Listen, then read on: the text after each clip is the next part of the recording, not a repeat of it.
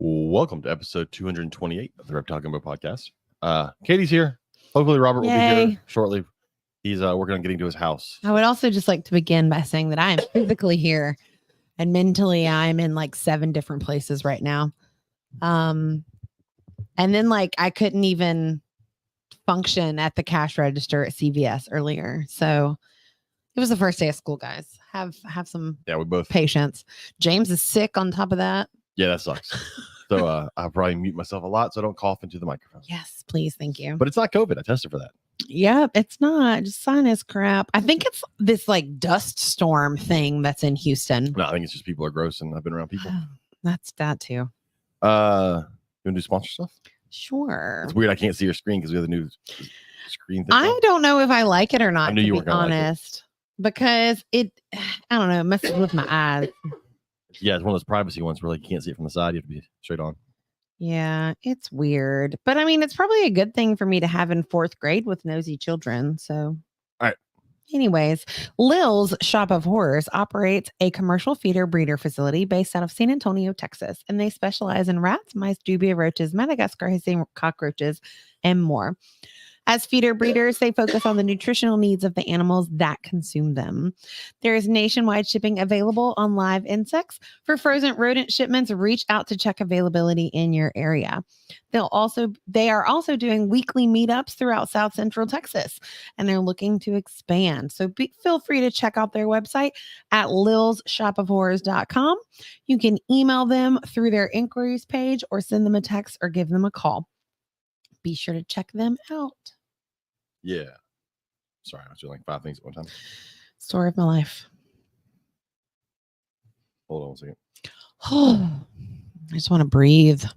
Slow down. I hope Lewis is totally cool. He's in the chat, so he can just tell me, be like, no, this is unacceptable. I don't do the same segment for his company at all week to week. See, it just makes it interesting. It does. You never know what I'm going to say. I cover all the information, but I take the crazy long ad because he sent me so much awesome information and I just pull from it whatever I'm feeling that week.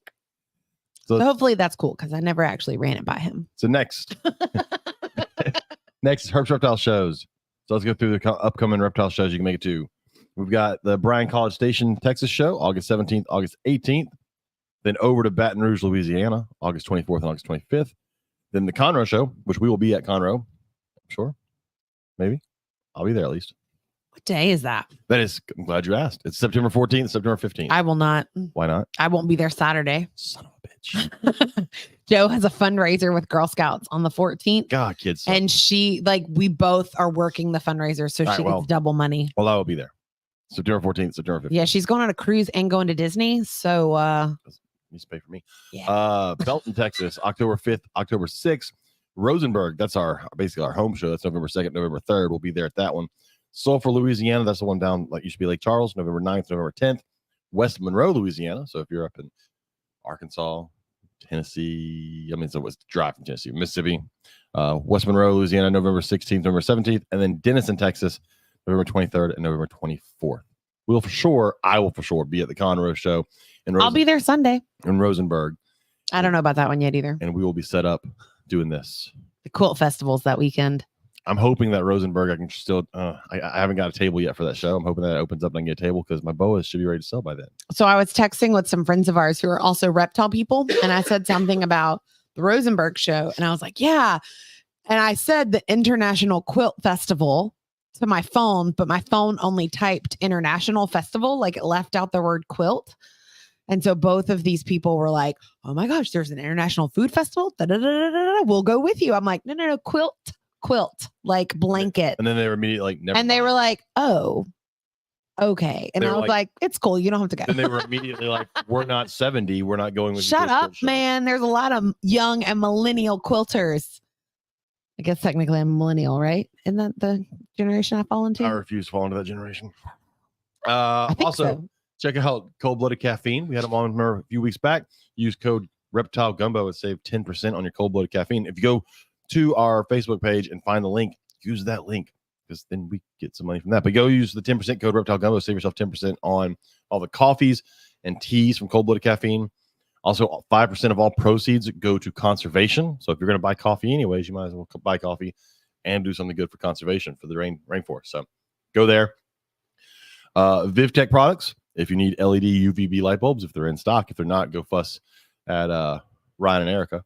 But use code. What are you looking at? Put your phone away.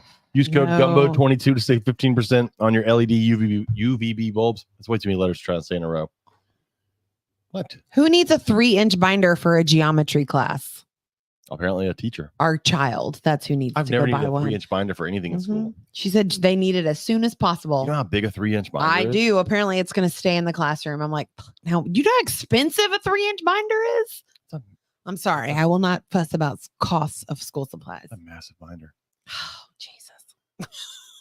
I I hope our guests are ready for this hot Darren, train wreck of a podcast we Darren, run. you need to just keep sending Erica mean messages and tell her to get light bulbs in stock. And then use code Gumbo22 and save 15% when you order them. All right. I got all sponsor stuff out of the way. We're good? I think so. We're good? Are you good? You can put it down? I'm not going to put my phone down because I'm like trying to parent our child who apparently has a arm, legs, and oh god. What? She does have arms and legs. Our kid does that, in case anybody's wondering, has 2 arms, 2 legs. She's a normal human with limbs. She's your child. What? There's I have nothing no idea normal about her. I have no idea what sentence you were trying to put together there. She's got crazy forms that I need to sign. All right. Let's get to our guests. Our guests tonight are Yoshii and Eric from with Reptiles With Podcast. I feel like I'm going to say that I'm saying it wrong. Modern Reptiles With Podcast. Yes, Yoshii, you are Modern Reptiles, and the podcast is Reptiles With Podcast, right? That's it. That's the one. That's exactly how it is. Nice. Okay. And you have a Star Wars shirt on. That's automatically wonderful. I do. I had a 10-year-old today wearing a Jaws, like vintage looking t-shirt. And I was like, hey, awesome film. They're like, I know the best part. Da-da-da-da-da. And then she proceeds to tell me about the film. Hold on. Okay. When's the last time you actually watched Jaws? Oh, I haven't seen Jaws in years. I think you could probably say you've never seen Jaws. No, I have. All of it? At some point in my life. No, you've not. That is not a you movie. It's really not. We talked about that today in class too. I don't like scary things. Really? Not Okay. at all. I mean, it's a giant animal. Oh, I know that it's completely fake. And now I could probably watch it and it would be fine. But Yeah, my buddy Eric loves scary movies now because we're trying to get him into them. But he jumps so easy in like the most simplest, like a music hit, a little bit of a jump scare, and he literally just leaps out of a chair. It's crazy. I watch those movies through my fingers. It's okay. There's no shame. There is. Mm-mm. Nah, Mm. But I love that's Halloween. the point. That's the point of it. So Yeah. I don't like the scary part of Halloween. That's the movie. Like Halloween the movie? Or No, Halloween? like Halloween the holiday. Oh, That tripped him up on the true or false quiz that my kids took about me. One of them was, I don't like scary things. My favorite holiday is Halloween. So it really confused them when I said I hate scary movies, but I love Halloween. I'm like, I don't like the scary part of Halloween. I like the fun part. And ironically, Halloween is the best scary movie. Oh, I've never seen I it. love Halloween. I haven't seen any of those. You don't get M&M's. Give me the M&M's, James. I'll take some M&Ms. One of us need this bag. And if Paul gets on here tonight, he's going to fuss at me because I'm eating M&M's. I'm sick. I get to eat M&M's. Anyways, so tell us a little bit about your podcast, and we'll try not to hold it against you that you have a bunch of ball pythons behind you. Got you. It's just James. It's not me. I don't You're care. another ball python. There might be something else in this rack. Nah, it's a ball python rack. Those are ball pythons. damn, never ends. No, I got it. Never ends. So the podcast, it's Eric, my friend Chucky, my friend Tino, and I. We do this podcast where we talk about pretty much everything that goes on within the reptile industry. We don't really, how do I say, we don't really like do, I guess, topics the way that a lot of people in reptile podcasting do topics, where they're like asking and interviewing like specific questions about a specific species. It's more like if we were doing like a pop culture comedic podcast just within the reptile world. So we'll talk different news. We'll roast each other about the different things that we like, because we all kind of come from different fields. Where me, I'm a breeder. I guess I'm more industry related. Eric, for example, is much more into like the educational side. He does breed some stuff, but it's more specific for his taste. And then our friend Chuck is in the zoo sector, and he has very strong opinions about the hobby. So we always have like a banter, make light of things and just try to have an open, nuanced conversation about different things in the hobby. They sound like a younger version of us. That's true. I feel so old today. Well, it's funny because Canal Side Exotics, I refuse to call it's C nope, Anal Side nope. Exotics. No, it's Canal Side Exotics. Look at the name. C Anal Side Exotics. No, we talked about you guys in the car the other day, by the way. Well, in the Patreon, we're talking about how several people that listen to the podcast can only see the name as C Anal Side Exotics. That's No, it's not. The anal side. Now you can never unsee it. The C stands for Canadian. I So have it's to- basically Canadian Anal I Side have to Exotics. stop myself every time I go to say it and make sure I'm saying it correctly. So Canal Side Exotics That's wrong. said earlier that their podcast is the same as ours, so we're all good. Because sorry, I don't focus well. Although I am drinking caffeine for the first time all day today, so Let's hopefully go. I'll get my life together soon. Yeah, we're not much of an interview style. We end up just talking about food a lot. A lot of food. All right. We can do that. Although we ate dinner before the podcast tonight, hence the M&Ms for dessert. Got you. Yeah, no. So we have a 13-year-old daughter, and ever since Gross. pre-K, yeah, teenagers are pretty gross, but she's pretty okay. You can move those away from me now. I don't need Would it eat my anymore. M&Ms. But ever since pre-K, it's always been a rule that we go to dinner on the first day of school. Yes, there's little flies in here. I don't know where they came from, but they're annoying today. Normally it's because our anniversary is also on the first day of school. Ooh, I got to remember that. That's in 2 days. Oh, it's Thursday. It's no big deal. I've already forgotten it like 3 times this week. Yeah, we forget our anniversary. Well, I forget our anniversary Oh, we almost totally every forgot year. it. The first year we started teaching, It was so bad. we went to go fill in paperwork. I was waiting in the car. She went to go fill out paperwork for a new teaching job, and she asked the woman the date. I told that story today. And then as soon as the woman told her the date, she goes, "Oh yeah, it's our anniversary." We both completely. We forgot both were getting our classrooms ready. We had forgotten it was our wedding anniversary. But yeah, this guy's put up with me for 15 years. So it's worth Let's celebrating. go. Gross. But it's okay. I'm looking for an upgrade soon. I'll be taking applications for upgrades. Good luck with that. I don't know if anybody wants to put up with my shit as well as you do. I mean, I don't want to, and I do it. So You're so good though. Anyways, but the point of that entire tangent, I apologize, was to say that we had already eaten dinner tonight. it was a long way to It get. really was. All right, wait, hold on. You did that, but I can't listen to the song Albuquerque by Weird Al, and the whole tangent of that is to say that sauerkraut. No, is bad. because Robert is not here to back you on Albuquerque. It's the best Weird Al song. Anybody in the chat that listens to Weird Al? No, the Albuquerque's the hardware best. store is the best one. Yeah, but he can't sing that one in person. Okay, fair point. He said it. I'm just saying. Albuquerque, it's like 13, 14 minutes long, and it's about Albuquerque. Anyways, moving on. So I listened to y'all's last show. Y'all talked about going to Daytona because that's coming up this weekend, right? Yep, that is this weekend. I am Right after our We're always anniversary. able to remember that because I planned our wedding the week before Daytona. That's where we honeymoon. So when we took vacation, we could honeymoon at Daytona. Nice. Well, we also got Well, Disney and we went- SeaWorld. We did so- Disney, SeaWorld, and several zoos, and then we ended at Daytona Mhm. on that weekend, But it was planned around the Daytona show. which I think is the last Because I'm time. a great wife. Yeah.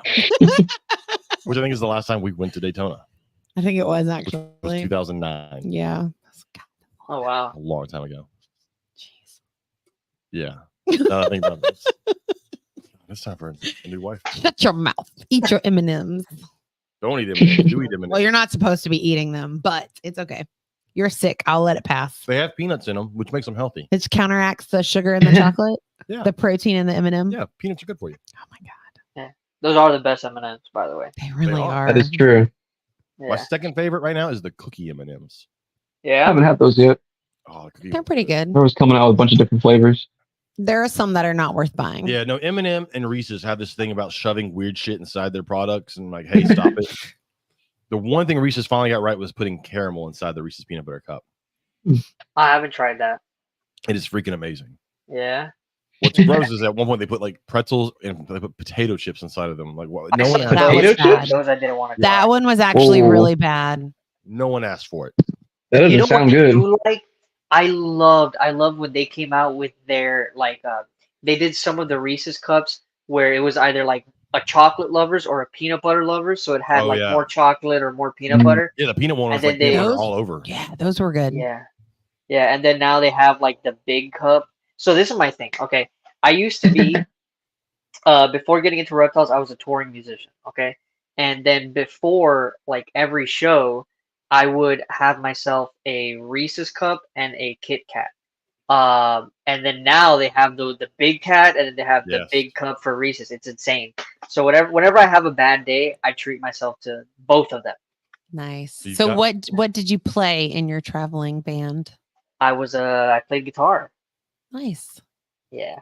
That was a true or false question today. What? Do I play guitar? That is false. That is false. Good job. You play Guitar Hero. Dude, That's I about it. I was badass on Guitar Hero. What are you talking about? You realize how long ago that was? I know. I mean, That was before Joe. that was almost 20 years ago. Shut up. Don't make me feel old. I was nice to you because you're sick. You are old. I'm not, but you are. I do feel old today. I've realized that teaching 10-year-olds every year, I am more and more tired by the end of the first day, and I can't hang with these kids anymore. That's how I know I'm getting old. I realize teaching high schoolers the world is more and more fucked every year. Yeah, that's true. I'll keep my Oh babies. man. I'll keep my babies. It's not getting better. It's only getting worse. High school. Hmm. God. I looked at them today because I have seniors and juniors. And I was like, you know what's horrifying? In a year, the world will think y'all are adults Yep. and that they'll get to vote. Ugh. It scares the crap out of me. Old C Anal Side said, James. well, that's their name. They even said they're going to change it to C Anal Side. Life hack: Oh my freeze God. Reese's peanut butter cups and make ice cream sandwich with them. Oh, What? shit. Oh, feel like I I did used to that. do? That's You know what I amazing. used to do? Oh my god! So good. I used to get a 3-pack of cookies from McDonald's, and then I would buy myself a McFlurry with both Oh. M&Ms and Oreos Shut your and, face. and hot fudge. And what I would do is I would scoop that in between 2 cookies to make like a Can- cookie sandwich, and then with Feel my whatever sugar was levels going up. dude, and then whatever was left, I would crumble that last cookie and put it in the McFlurry. So I had like a super McFlurry and a cookie sandwich. But I- you can Sounds only like do that when the ice- diabetes. You can only do that when the ice cream machine. We're both diabetic, which is why we shouldn't have these M&Ms on. Oh the table. no. Let's go. We're not on insulin though. Like we're I not. also, we're I not. also shouldn't have the giant piece of chocolate cake that I brought home from the Italian. Oh, I restaurant. totally bought cheesecake at dinner. It's okay. I'm gonna take all kinds of lactate pills to be able to eat that puppy later. Oh, man. You don't. So you don't need 2 feet. one thing, or like a digestive tract, right? If you like marshmallows, when you roast a marshmallow for a s'more, you can put a Reese's on the graham cracker instead of Hershey's chocolate, and that's really I've good done for you. Kit Kat. I've done it with Kit Kat. And if you roast Peeps, like if you take the Peeps candy at Halloween at Easter and roast Uh-huh. them over, the sugar on the outside actually crystallizes. And those are really So good. speaking of Kit Kat and Oreo are another one that's doing that stupid shit where they keep changing flavors that no one asked for. There was Yeah, Oreo there has was a- like 70 there's different flavors on the shelf right there's now. Sour Patch Kid Oreos, So which gross. just sounds horrible. Yeah, yeah. And then there was pink lemonade Kit Kats. I mean, no one asked for that. That's disgusting. Okay, we've been talking food stuff for like 15 Yeah. minutes. These 8 people watching us are probably like, what is wrong? Y'all are worse tonight than normal. This is every time. All right, let's get into what some of the stuff y'all have. All right. All right. So Yoshi, obviously you have ball pythons. Okay, if you haven't figured out, I shit on ball pythons nonstop. I don't. So I say this all the time. But you're a world famous breeder, It's James. true. I bred ball pythons for the first time. I don't hate. Not on I purpose, don't by hate the ball way. pythons. I hate ball python people. Okay. Damn. All ball And python people. not all ball python people, but like you know the ones like the bros with the tank tops that think that they know genetics when they've never passed the biology tests. pyramid schemers. Yeah, they're gonna be millionaires. And they want to tell you how Yeah. genetics works, but they failed high school Mhm. biology. Those guys. Yeah, those guys yeah. annoy the shit out of me. I do thank Yeah, I ball get it. pythons for the hobby. Everything that we have now is because of ball pythons. Yeah, for sure. But Yeah. fucking Yeah. ball pythons. Yeah, I do What else have do you have? ball pythons. I am downsizing about half of our ball pythons. But I have a large collection of blue tongue skinks. I have a large, well, it's not large collection of turtles, but I do have a lot of turtles, some tortoises. I I have uh, Brettles pythons, diamond pythons. I'm just getting out of my day geckos. I'm also getting out of my crescent geckos, and then I have a pair of gargoyle geckos. Eric, what else do I have? Did I miss anything? I have aloe. I have a rhino iguana. Yes. You said the diamonds already? I was listening. I did say the diamonds, yeah. Yeah. Yeah. I love that That's pretty much it. I straight mean, up were you like, could also say dude, I would the listen to rock you. iguana. Oh, the rock iguana, yeah. And Technically. I do have a Cuban rock iguana, but it currently lives at Eric's house because he is training it. That's cool. We'll talk about that in a minute because I have questions about that. So Yeah. you said you have potty training, so you can so learn. you have toilet. aloe. Like, is that the name of an animal? Yeah, aloe No, is it's a my plant. rhino You just- iguana. just Well, have a I'm bunch of aloe like, are plants. we? Well, Yeah. I didn't know if he was The like. whole. I mean, If he gets that's sunburnt, cool. he Let's gets go. sunburnt. He is ready. I mean, there's Yeah. not a lot of plants I can keep alive, but I can keep that plant alive. Yeah, aloe is funny. So she was okay. About what was it, like 2 or 3 years ago, Eric? Yeah. Where the ad went up. Okay, so about 2 or 3 years ago, Ron St. Pierre shared a post in a group here in Central Florida of somebody that they were like, oh, somebody's rhino iguana got out. And then me as a joke to my friends Tino, Danica, and Eric, I was like, hey, if somebody calls the shop that we were all working at, saying that they found a rhino iguana and they'd have the location, let me know and I have an extra cage and we'll put it in the cage, right? As a joke, okay? Daytona comes around, right? We all go to the show, we do our thing. When I come back, Tino, Danica, Eric, were like, hey, I have a surprise for you. And then it was aloe in a bin. And yeah, somebody literally called the shop. It was like, hey, there's a rhino iguana here in this location, like 5-10 minutes from the shop. Oh my gosh. And we need somebody to come catch it. So Tino, Danica, Eric was at Daytona. And Yeah. No, I was there. Another old. Oh, you were there? Yeah. I was there. And then an old coworker of ours, Chelsea, they went and they caught the animal, and she was in a garden that had aloe. Yeah. It was like paradise. sour fruit. That thing had Yeah. mangoes, every plant imaginable. That thing was living in bliss. And we showed up like Dog the Bounty Hunter. We're like a bunch of weirdos with like reptile shirts going into someone's yard, grabbing this big ass lizard. And that's pretty much how it went down. Shout out to And Tina, though. He was the one who grabbed her. She was nasty. Yeah, she was mean for like a week, and then she got used to me, and she is dog tame. It's crazy. Yeah. It's amazing how many different species of iguana there are out there. And Yeah. yet the hobby really focused on the worst one as a pet. Yeah. Yeah. Like, could have gone with any other species, but like, nah, we want the one that gets really big and really hates people all the time. Mhm. It's gonna be a great. Yeah, but I think the thing that people liked about him is size and color variation. You know, where like the Cyclura, they're gray. People don't Yeah. really, especially back then, they didn't care about that. Everything that everybody had back then was big: berms, retics, green iguanas. You know, like it was about size. Mhm. It doesn't matter, okay, guys? It doesn't matter. You can't get more impressive than a full-grown rhino iguana, though. Size-wise, Yeah. that's an impressive lizard, Yeah, for sure. and it yeah. doesn't want to kill you most of the time like a green iguana does. True. Yeah. And so what happened with Aloe was probably a month after having her, she ended up laying eggs. And so what our assumption was that she must have gotten out of whoever was her previous owner. And because she was so desperate to lay eggs, maybe her enclosure wasn't set up properly enough. And, you know, she got out to try to lay her eggs. And luckily she laid them with me. Unfortunately, the eggs didn't do good. Yeah. But it's better that happened in captivity than Mhm. accidentally in the ground somewhere in Central Florida, and then rhino iguana babies get out.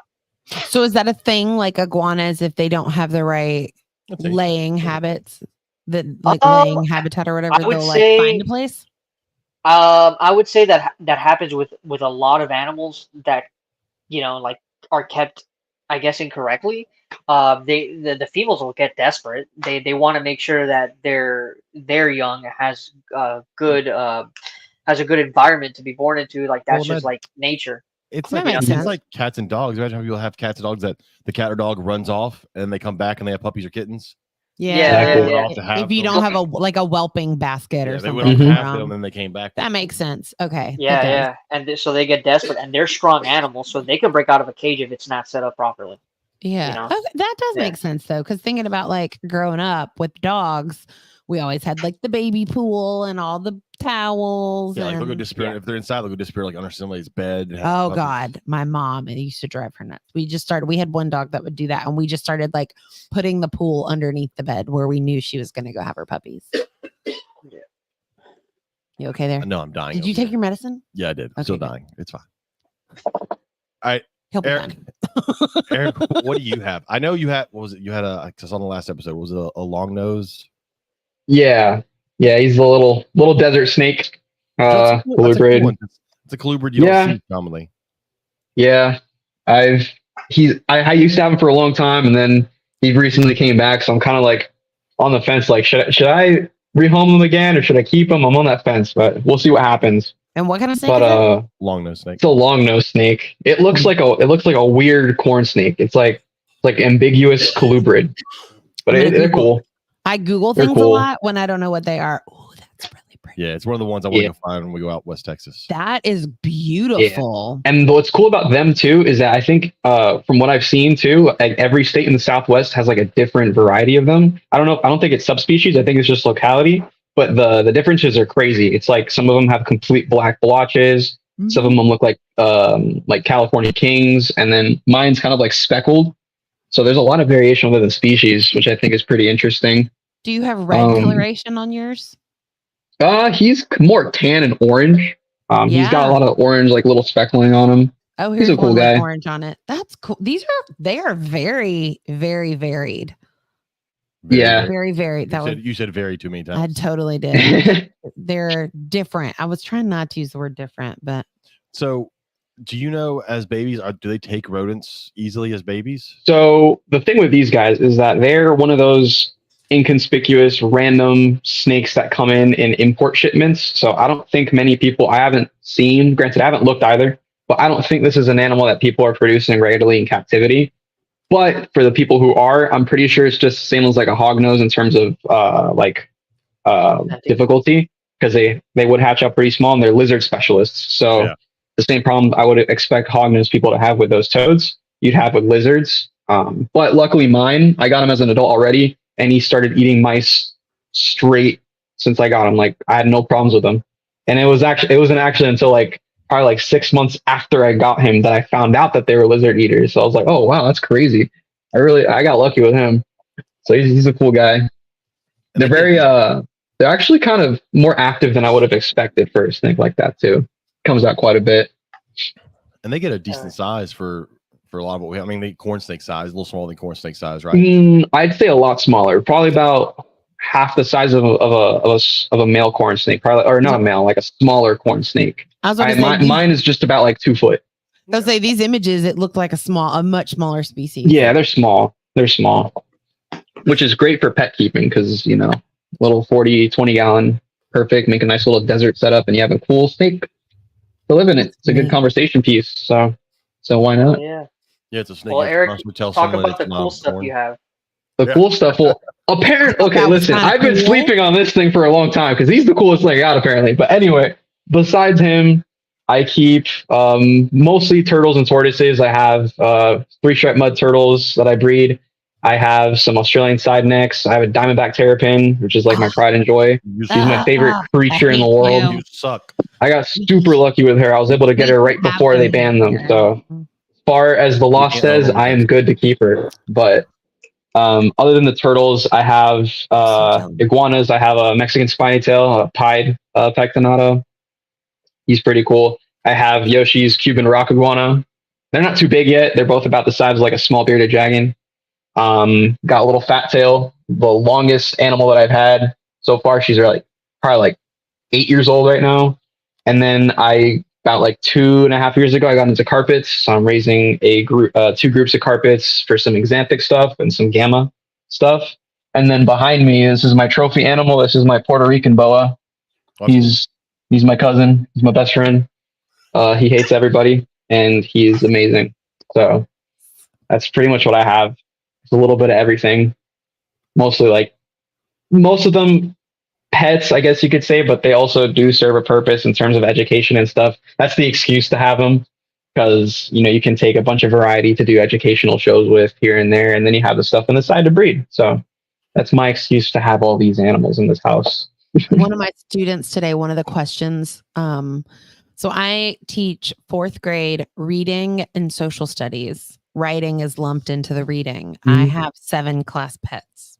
Yeah, she doesn't teach science. Don't teach science. Before I was a teacher, I ran the education department at a zoo. So that's, nice. That's where my background comes from. So one of the questions today, because I give the kids 2 minutes or the duration of a song that's playing on the board to like wander around the room, and they have to come up with questions to ask. And one of the questions was, are you going to get any additional class pets? And I'm like, if I can talk Mr. Lewis into it, yes. What? Oh, I don't know. Just like anything in general.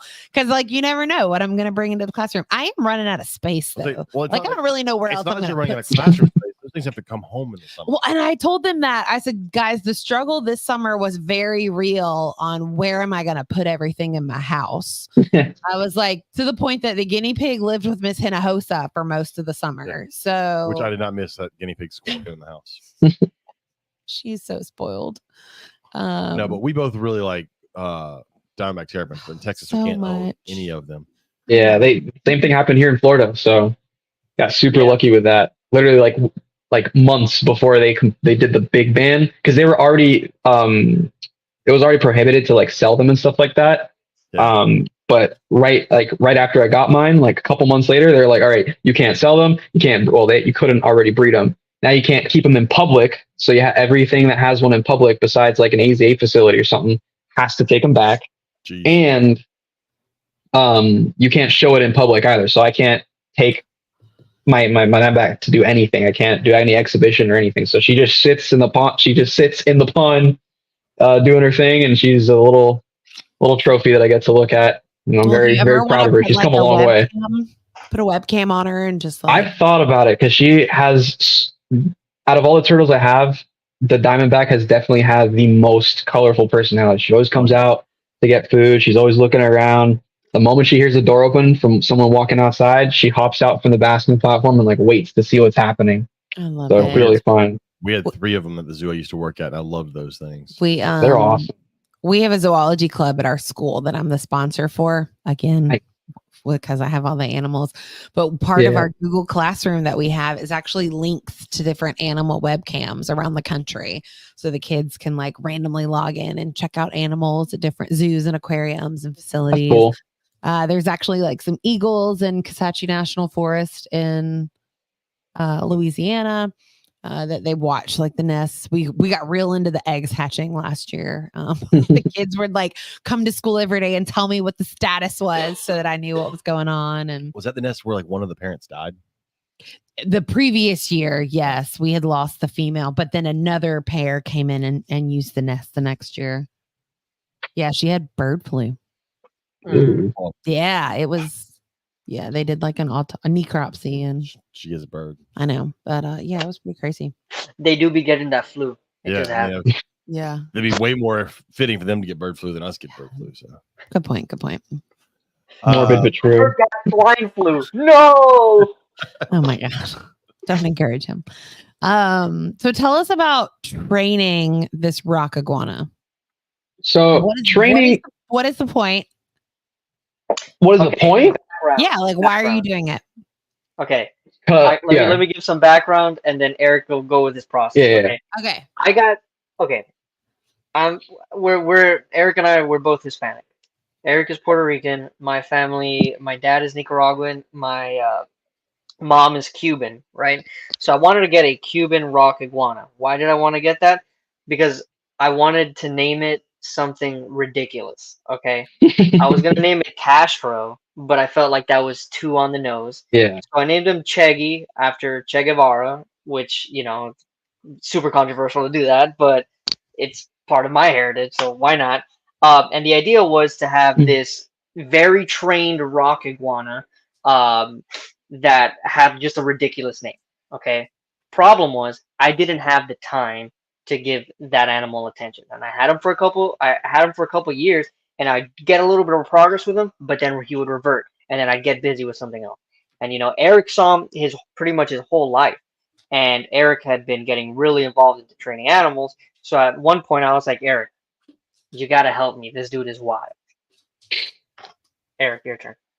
So I don't think it was so much as training; it's more so socializing, because I wasn't like doing anything like really crazy and specific. I was literally just trying to get him to be a respectful civilian, basically. Okay, so in my mind, you were like target training this rock iguana with a like tennis ball on a stick, and I'm like, why? Like, that's cool, but why? Yeah, that's what I was like. That's not that kind of training. Yeah. But it's more of like just a socialization, because iguanas, they'll go through like a puberty phase, like when they're just getting out of that juvenile stage. They're starting to get kind of angsty and everything. So that's what was happening with Yosh, because he was going through. First, he lived inside, then stuff changed at the house, and then he moved into an outdoor enclosure. So he was already like, he wasn't struggling to acclimate, but he was acclimating the wrong way. He was becoming very defensive, very reserved, very aloof. So the moment you walk outside, he runs away. We don't want that. So basically, I ended up taking him home, and I put him in the porch right next to the door. So whenever we have to go outside, if I have to take out my dog, if I have to do anything outside with the animals, that animal has to see me. It has to deal with the noise of the door opening and closing, because it's kind of a loud door. And there's just a lot of activity in that area. So that was kind of like square one, to get this thing used to being in an environment where there's a lot of people, where there's a lot of movement, where there's a lot of sound. And then from there, it was just getting the animal used to me. So I'd spend time just around him. I'd do work in the porch, so he sees me doing stuff and he understands that I'm not going to kill him. And then from there, it's like little steps. I start dumping food in his enclosure, starts associating me with food. Then I start feeding him, and then eventually it got to the point. He only did this once, but it was probably the coolest thing he's ever done. Because I learned that it seems kind of obvious, like with animals in general, but a lot of the time, at least for me, when it comes to like socializing the animals, I don't always correlate like the same things that you would use for mammals to reptiles. So like teaching a dog its name and all that stuff. I don't always think about how that can kind of transfer to the reptiles. But so I learned with training or socializing iguanas, if you talk to them, if you use their name, use different tones and stuff like that, with how you speak, they get used to that. And whenever they hear you, they'll come to you. It seems obvious to me now, but at the time I was like, oh, that's like groundbreaking. So I started doing that. And one day I just talking out of my ass. I was just talking to him and, saying his name. And he climbed up out of the enclosure and he was just hanging out, saying hi to me. And I was like, and this was before he was comfortable with me picking him up. So that was like a really big step in the right direction, which really surprised me. And it's just really cool to see like in person, because I've socialized like monitors and stuff. I socialized like snakes and everything, and iguanas too at my old job. But they were always younger, because I worked at a reptile shop and you kind of socialize them until they sell. So I never got to see the actual progress besides them acclimating to a new environment. So to see that happening for myself for the first time for real, it was pretty cool. And I was like really fascinated with the way that like you forget sometimes how smart these reptiles are, because working in my experience, like I'm working with baby snakes, ball pythons, little bearded dragons that don't really have as many brain cells going on in there, which isn't necessarily bad. I mean, they make good pets because they don't have that much going on. But when it comes to the advanced species, you kind of forget that, oh, like this thing will literally, like, it can tell if I have been with somebody else, or if someone else walks in, it's going to react completely different, if I'm saying its name or if someone else is saying its name. And to see that happen with an iguana who's not that old, he's 3 years old, but he's still a little bit small. He's like about the size of a bearded dragon. And to see that intelligence already was insane. And I was like, yeah, I want to keep doing this for as long as I can. So that was kind of my story with Cheggy. That's awesome. The legend. And the same thing goes for my spiny tail as well. That's who I actually started socializing first, which was, he's a little bit harder just because spiny tail iguanas are a lot more fidgety, and they're arboreal, so they're a lot more they run away a lot, and they're very kind of like smaller. They're smaller, they're quicker. So, but the same principles that you can take from that, you can use literally with any reptile. It's very basic principles that you got to do, and the biggest thing is just consistency. You keep it consistent, schedule, you keep repetition, and always try to make sure you end things on a good note. Because if you try to handle that iguana or whatever it is, and it runs away, and if you say, "All right, I'm done, I'm quitting," you're setting a bad example, because the animal knows that if it wants to get away from you, it has to just run away or bite you or something like that, and you have to switch that. The animal needs to understand that you're not there to kill it or do anything to it. So that's really awesome. Thank you. That's far more time consuming than I have. That's why I stick with snakes for the most part. Yeah. I like my brainless snakes.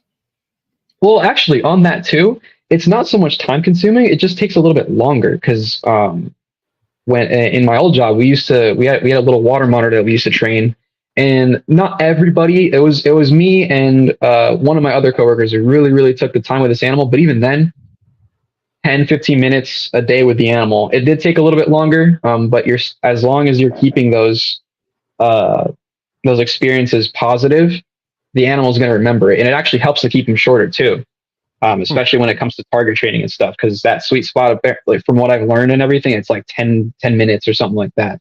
That's like the sweet spot that you can do with them. So there's ways around it. There's ways around it for sure. That's cool. Mm-hmm. So I want to get to the question that we posted this week. Yoshi gave me a question. It's considering the growing popularity of reptiles, what are the ethical implications of breeding reptiles professionally? How can breeders balance the demands of the market with the well-being and the conservation needs of the animals? So I'm going to go through several of our answers, and then we'll discuss them, and we can kind of talk on it as well. Jason Creekmore, one of our listeners, says, that's a tough one. I go to expos and see so many people impulse buying, which is a big problem. I know the vendors have to make their money and move the animals, but I think vetting customers is very important. I would assume it's easier to do if you don't overproduce, which is true. And other things is keeping fresh bloodlines in your stock, which depending on species and availability can be difficult. Yeah, especially if it's Australian. Let's see. Another one of our listeners said breeders need to put financial gain second to properly informing the customers of the care and needs of the animal and ensuring they are vetting who they are being placed with. If you don't scare away customers or outright turn them away, sometimes you are likely not being an ethical breeder. Not everyone needs a pet reptile. Also, when the market is flooded, maybe skip breeding that species for the year or even permanently, which I say all the time with sulcatas. I wish people would. We could go like 20 years without breeding a sulcata and we'd be fine. Fine. Yeah. Perfectly fine. Like, look, I'm telling you, everyone out there, you are not missing anything by not getting a baby sulcata. You didn't miss out on anything. They're way more fun when they're bigger. They really are so much fun. You are in fact wasting about 10 years trying to get that thing that size. Yes. Yeah. And risking the health of the animal, because the chances of you raising it properly are kind of slim, realistically. Yeah. So just go rescue one. And then rescue one that looks all funky. And when you post pictures on it, be ready for people to tear you apart, even though you're not the reason it looks weird, because the internet sucks.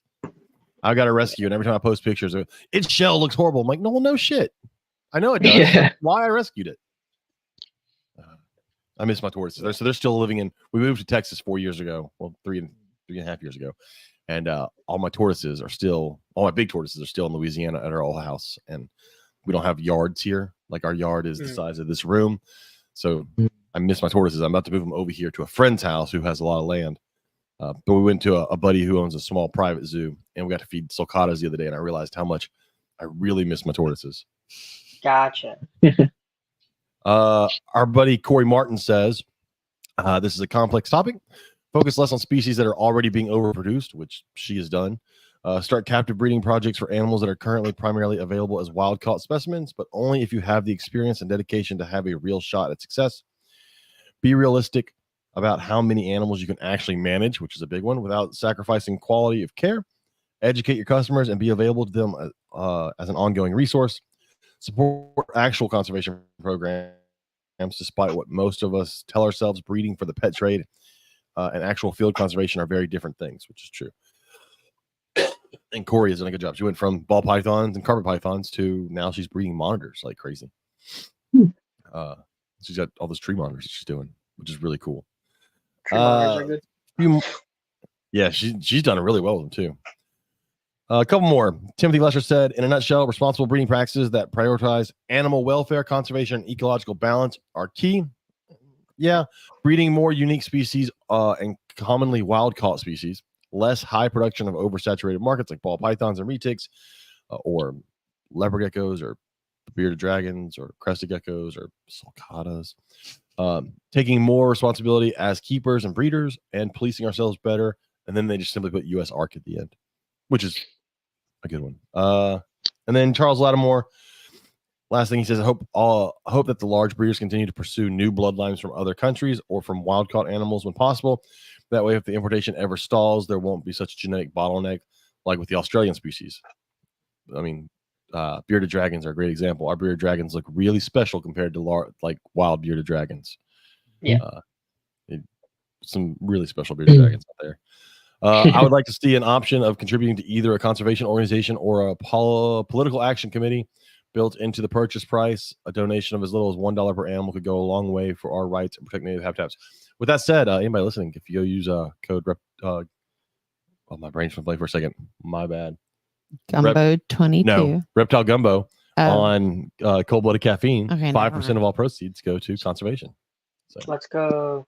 go buy coffee and tea, folks. Coffee and tea. Yep.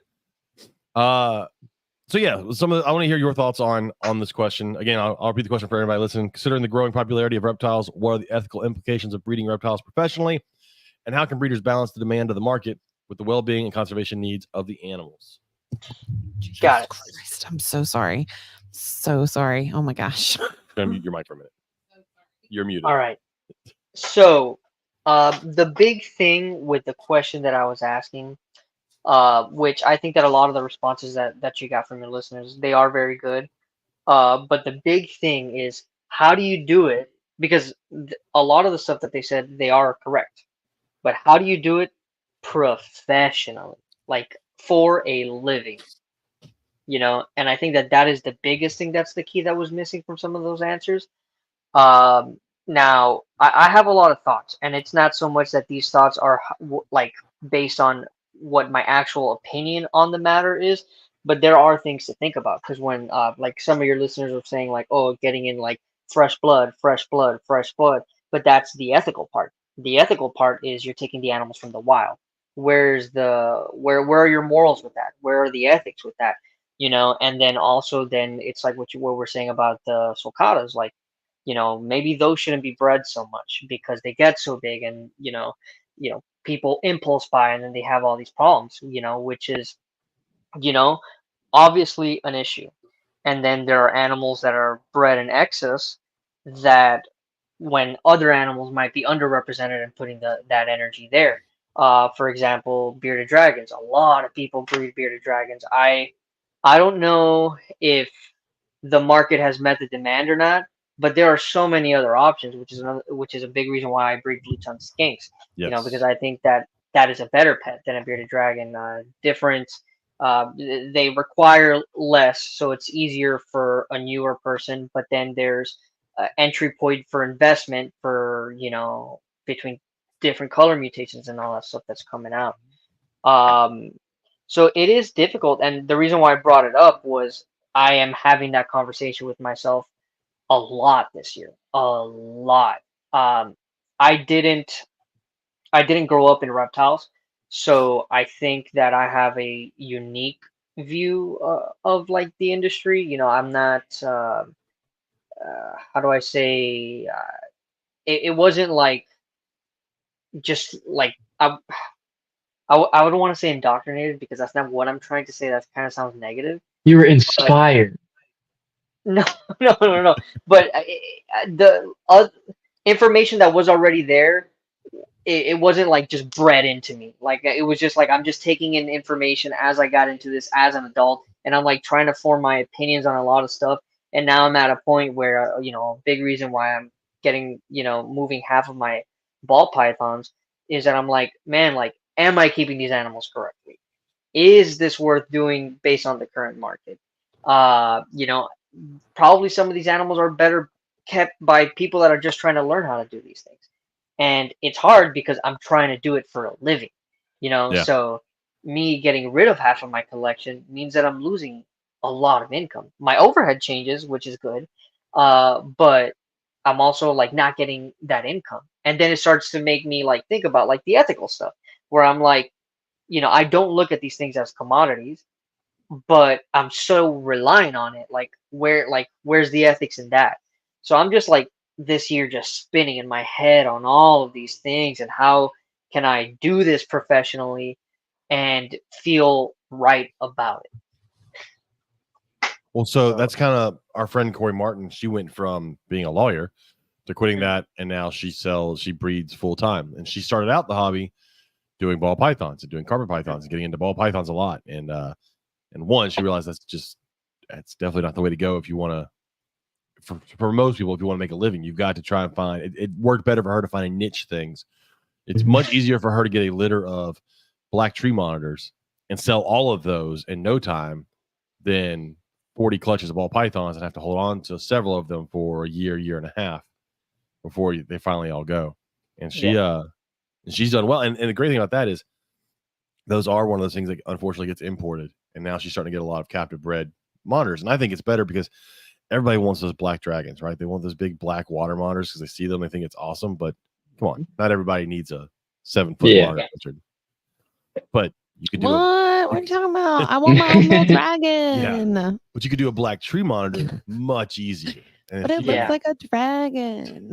But if she can make that more common in the hobby, that I think fixes a lot of issues. One, I think it's better for the hobby than having a whole bunch of. I mean, I agree 100%. I really wonder what happens to all these giant water monitors that people buy. Well, baby water monitors that people buy. That I don't think they become the giant. Like they don't make it. I don't think so. And then, like I said, she found that to make it as a living, she had to find something that she knew, one, she was interested in, and two, that would sell. And that is the one negative thing for me for ball pythons is that so many people walk into a reptile show and see 60% of the show has ball pythons on the table. And in their head, they go, these people are killing it. I'm going to do the same thing. And we know that that's just not true. Like 60% of the room has ball pythons and only 20% of the people in there are actually selling their ball pythons. The rest of them are bitching that theirs didn't sell that weekend. Yeah. And so that's kind of if you're going to do it as a living, you could do ball pythons, do some of the more popular things will sell, but then also branch out into some of the other things. And I think the problem for a lot of folks is they don't know what reptiles they do like. Because I think some people get into the hobby and they go straight to ball pythons and they don't try out the other things, unfortunately. And then a lot of people burn out. Look, we see so many people get out of the hobby within a year or so. And that's fine. A lot of those people weren't reptile people. I mean, they wanted a quick buck and they realized there's not a quick buck in this hobby. Okay, so let's talk about that for a second because I feel very passionately about this, and this is something that a lot of people do not agree with me on. What? I really feel, and everybody's going to say, well, do your research. Research doesn't always fucking answer the question. I feel that there should be an adoption process if you want a reptile, and I feel like this is because. Why'd you mute me? I'm sorry, I know you were trying to cough, but I'm like, wait a minute. I am a researcher. I'm going to study and I'm not going to breed things. I strictly want them for pet purposes because I think they're cool and whatever. However, sometimes you get an animal and you have it for 6 months to a year and you're like, this is not for me. Yeah. And then you need to rehome it. And people will talk shit about you when you go to rehome it because they're like, you should have never gotten it to begin with. Da, da, da, da, da. I think that is so awful and we need to get away from that. I agree. You need firsthand experience with a lot of these animals. Yes. And here's the thing. Like, okay, so this may not be the best example, but it's the only example we got. Our kid wanted a fat tail gecko.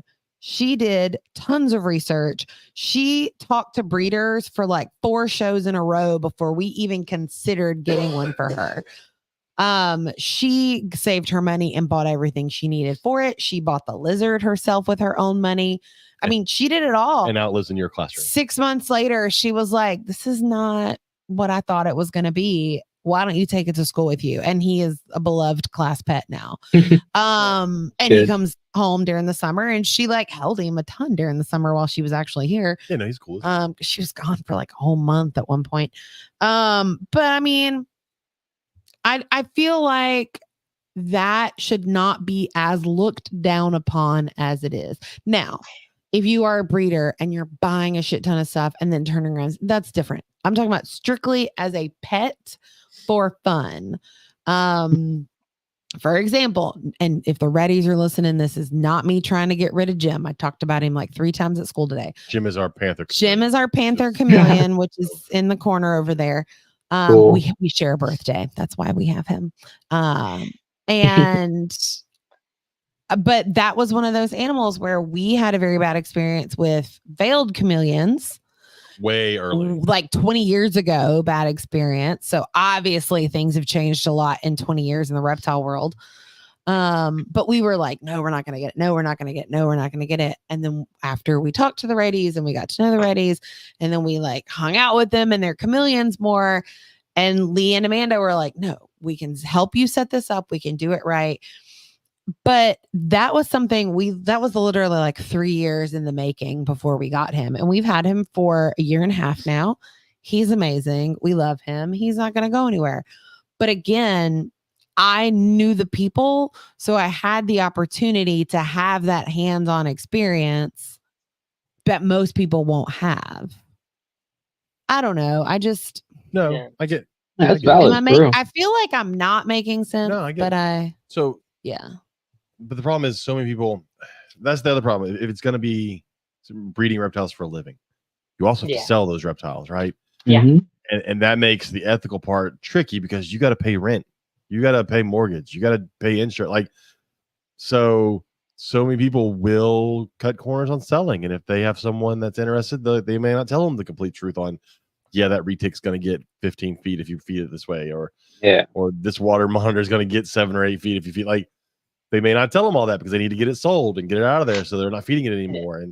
And that's the tricky part when it comes to it's a living for you. So I did a show in Raleigh a year ago, and because we're in Florida, we don't get the large snakes. We don't get retics and berms. I was surprised to see the amount of retics at that show. Oh yeah. I couldn't believe it. It was retics like I see ball pythons at shows. And I'm like, there's no. Sorry. Go ahead. I was gonna say that there's like no way that many people can house this animal correctly. Well, and that's what I said. I've said it before with retics. Yeah. You don't see a lot of people posting 10-foot, 12-foot retics, but hundreds and thousands of them are sold every year. Where the fuck are they? The ground. People have to have them. 3 years. Yeah. Mm-hmm. And so that's, and that's one thing I kind of like with some of the super dwarf stuff people are doing. But I mean, again, that super dwarf thing is not cut and dry. I mean, there are issues to it. Like, not everything is going to be a 5-foot retic. But I do like the idea. I think that they're very cool. Yeah. I think I like the idea of us shifting to try and breed smaller retics so you can get the same kind of snake, but in a size that people can actually handle. I'm so sorry. I've got to interrupt you. Can you please turn that fan so it is not pointed directly at me? That's so much better. I'm so sorry. I was I'm actually getting cold over here, but I know you're sick.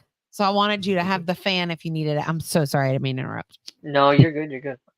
But it definitely takes an ethical issue. Like I said, I think more people need to get into the niche stuff because that stuff sells better. One. So if you're wanting to sell something, if you have something different on your table than the other 60% of the show, it's more likely to sell faster. And a lot of that stuff that's not the normal stuff make great pets. Right. And we just don't push them enough. Look like blue tongues. Yep. This tank back here is a blue tongue. I've wanted a blue tongue forever and I had a chance to finally get one. I fucking love it. And I agree. They are 1,000,000 times better than a bearded dragon. And I don't mean that as bearded dragons suck as pets, but I mean, to set up a bearded dragon cage, just the bearded dragon cage it's $200 easy. And most people getting a bearded dragon for their kid doesn't look at it that way. They go, well, the lizard cost me $50. Why am I going to spend $200 on a setup? Yeah. And blue tongues can do less. And I think they're much easier. I mean, you can feed them, high quality dog food. You don't have to go buy crickets all the time. You don't have to raise roaches. You don't have to do, there's a million things. God, that blue tongue skink eats better than my actual dog does. It devoured the egg last night. Oh, did it really? The whole I'm egg, so glad. whole egg was gone. I threw it in there. Yeah. Mine also eat better than my dogs. Facts. Yes. Yeah, I've never bought blue buffalo wet food for my dogs But I buy it for my skink, and he loves the hell out of it. Ours Yeah. we get it every now and then for like a treat, like once every 6 months. Yeah. But you try to That's feed. about it. I try to feed anything healthy. I was like, because like some of the things, like they'll eat veggies. I'm like, no, not mine. Mine will not. It will not. Yours touch is them. very protein driven. Loves protein. Very protein. Loves driven. superworms. Goes ape shit for superworms. So in the chat, Darren Watson said that sometimes it takes breeders like the Reddies to build your confidence and get you through those stressful first few months. Amanda Reddy could probably tell some really funny stories about the randomness that I would text her because I didn't know Who what I was are doing the with this Reddies? chameleon. I need to. Reddy's Pardon my rainforest. ignorance. They're They're wonderful. They're chameleon breeders in Texas. They breed several different locales of panther chameleons. And Okay. they are Got you. amazing. They're great people. Great people. And they are definitely a person that will turn people away instead of just selling Oh yeah. to anybody. And Oh, I've done it. I've watched them do it. Mm-hmm. But they have some of the best quality panther chameleons out there. Mm-hmm. Nice. But yeah, it's Yeah. Jim decided to go on a little walkabout because the cage that he's in, the bottom of the cage opens so you can take the tray out of the bottom. And we have a puppy pad on the bottom of his tray. And so we'll take the puppy pad out, throw it away, and then put a new one down. Make sure you're careful with the rest of the story. Don't say we. This was a you. Okay, I forgot to latch it one night and he pushed the cage Yeah, we found open. him on top And of he this was curtain. across the no. room on top of this curtain. I'm freaking out because I can't find my bright green and blue chameleon that's like the size bigger than my hand. And Yeah, no, he climbed all the way up to the top curtain rod. I up there. was freaking. This was like a week after we got him too. I was freaking out. Amanda's like, don't worry, he'll be fine. Your room's warm. I'm like, oh my God. Yeah. But yeah, But it's, yeah. I don't know. Professional breeding is tricky because And then you have to turn a profit, but you also have at the same time you want to take the animal well-being into care. It's just well, and Timothy says don't breed unless you're okay with keeping every single one of those babies for the unforeseeable future is something that he hears a lot. I have said that, and I agree. Except I just had 27 baby boas born. Jesus, Mary, And I'm not Joseph. keeping all those forever. Absolutely not. I refuse. 27 boas. Refuse. Those things got to find homes. We talked about those at school today too. Look at the puppy. Sorry, I was distracted. There's dog. No, up you're here. But that is what. So Sorry, that is he one thing. wanted my attention. No, you're fine. I'm hoping to sell those boas and then turn around and buy much bigger cages for the rest of my stuff. So most of what I keep, a lot of what I keep is sand boas, but these were Colombian boas that I have. But if I can sell them for what I'm hoping, I can buy like one of those racks behind you, Yoshi, with running, the V70 size tubs. And I want to keep my adult sand boas in V70 size tubs, which I know is massive for a sand boa. But if I have the space and these things are going to allow me to do the money, then I'd much rather be able to keep them in that size tub. So that's kind of my goal this year is to move into, I like tubs and people can badmouth them all they want, but in certain situations, and if it makes, I've always wanted, if it makes keeping easier for you, it's also good for the animal in some parts. Like, look, we've seen lots of people who their setup is hard for them to clean and take care of. And then the animal kind of suffers because of that, because of burnout. People just don't wanna do it. Yeah, that's kind of where I'm at with like the ball pythons, because I've even considered like doing like 4x2 enclosures for the ball pythons that I'm keeping. But one, that's going to require a lot of space, and then also like, is it going to be more difficult for me to offer the best care? But then the conversation is, should I have less animals so I could offer the most as possible? And then but you're trying to do this for a living, and it's always that loop with me, always that loop. So we decided to literally only keep at this point the projects that we want to work with, that we're trying to hit a specific thing.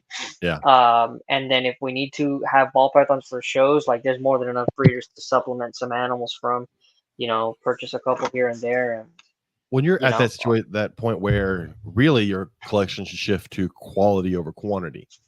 Yeah, right? But even then, like the animals that I do, I don't even have that many ball pythons. Like I have 35 in this one and 40 in this one, and I mean probably about 50 females. So like to ball python breeder standards, this is not a lot of animals, But for me, he muted himself. He muted himself somehow. Yeah, it muted on that. I can see the little mute button. You see, he talked about ball pythons too much. And said, no, we're not doing that. That's funny. Can you hear me now? Yeah, you're good now. He's back. My mic disconnected. Let me see if Hmm? sorry, my headphone probably died. But yeah, so I don't even remember where I was. I don't have that many. What I was trying to say is pretty much I don't have that many ball pythons by most breeder standard, but it's like it's gotten to the point where I have a lot of like repetitive stuff, and I'm looking around and I'm like, man, like this is going to be so much more useful in somebody else's collection than Yeah. it is in mine. For me to just make a lot of the same stuff. Like I have 2 pastel clowns, females, adults, but on this side, I have a firefly clown, which is arguably nicer, and then 2 banana pastel clowns that are possible head for desert ghosts. And I'm just like, so I don't really like. So that could be like more quote unquote useful for somebody else's projects, you know. And I've always said, especially when it comes to like, look, when it comes to the morph stuff, everyone's producing pods, everyone's producing clowns, everyone's producing all these things. I think a lot of folks need to start focusing on, instead of 20 different genes, 5 different genes, and make the best version of that and become the person that someone goes, hey, I want a pod. And then they go, yeah, well, this one person does the best pods, and become that person. And then at the same time, you're at a point now where hets really are going to get in the way of what you're doing, right? So now you start getting rid of hets and having things that have visuals, so that you produce less, I don't want to say trash animals, but less animals wholesale, so that everybody wholesales and gets rid of them, pretends they don't actually make. And so again, it's tricky as a business, but there are definitely ways to go about it. I think, look, we've seen the people that buy into the pyramid scheme, right? They go in and they go to Justin Kabilka's table, and Justin has the best looking stuff. But if you're buying stuff from him, you're already like 3 projects behind him. Like, that's wonderful. Go buy stuff off his table, but understand you're not going to be him because he's already years ahead of you. Yeah. And not only that, but like, and this is going to slight on the bigger ball python breeders because I 100% respect the hustle, and this is how business is done. But like a lot of them, they'll have their YouTube channel, they'll have their Patreon. So for example, like let's say I am Big Breeder, I have a Patreon that people get my availability list, and I have access to a variety of exports. I get a clutch, it's on the ground. Either my export customers or my Patreon people get first dibs. It's smarter to send it to the countries outside of the United States, so you have a better control of the market here in the United States, right?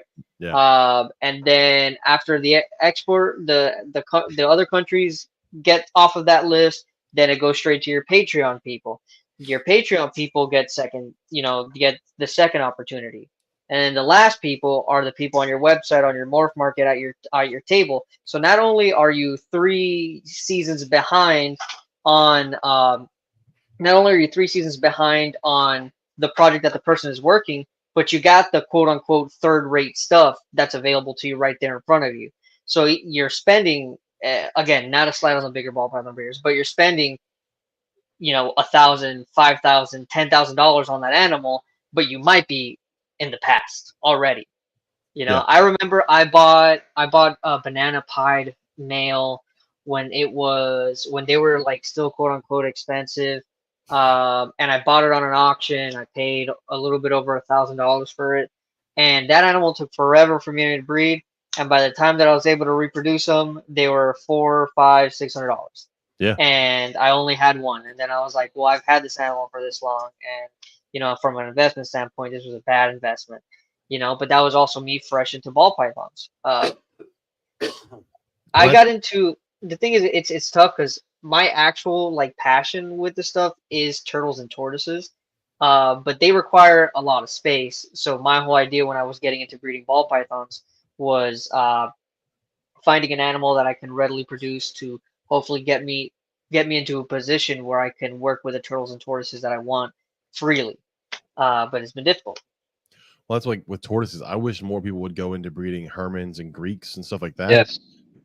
Captively, because like that's a far better pet tortoise. If somebody wants to get a tortoise, I wish they'd go to a show and the bulk of tortoises they see are Greek tortoises, not sulcatas, right? Yeah, and I definitely agree. I've worked with Greek tortoises, Russian tortoises, Herman's tortoises, and they make amazing pets. And Herman tortoises are bred, you know, in a decent amount. But the problem is that they only lay a couple of eggs, so it's hard to keep up with those numbers. You know, it makes more sense for a breeder to have, let's say, like a cherry head redfoot that might lay a couple more eggs and Which is still visually a are nicer. decent tortoise. It's not a massive tortoise, and someone can easily keep without much trouble. Yeah, but it's not a tank tortoise. Mm-mm. People want the tank animal. Yeah, sorry, Eric. I've totally capitalized on the time on this. Do you want to give your input on the question? Which one? The main one. I'll read it back to you, buddy. All right. Pulling it up right now. Well, like so the quality versus quantity? No, considering the growing popularity of reptiles, what are the ethical implications of breeding reptiles professionally? How can breeders balance the demands of the market with the well-being and conservation needs of the animal? So besides the stuff that you guys already said, I think a really big one, and it's something that I don't think will really happen because of people got to make a business and make money and stuff like that, is they'll at some point, the breeders, depending on what species they're working with, they'll have to take a bullet and sell at a similar price point as imports.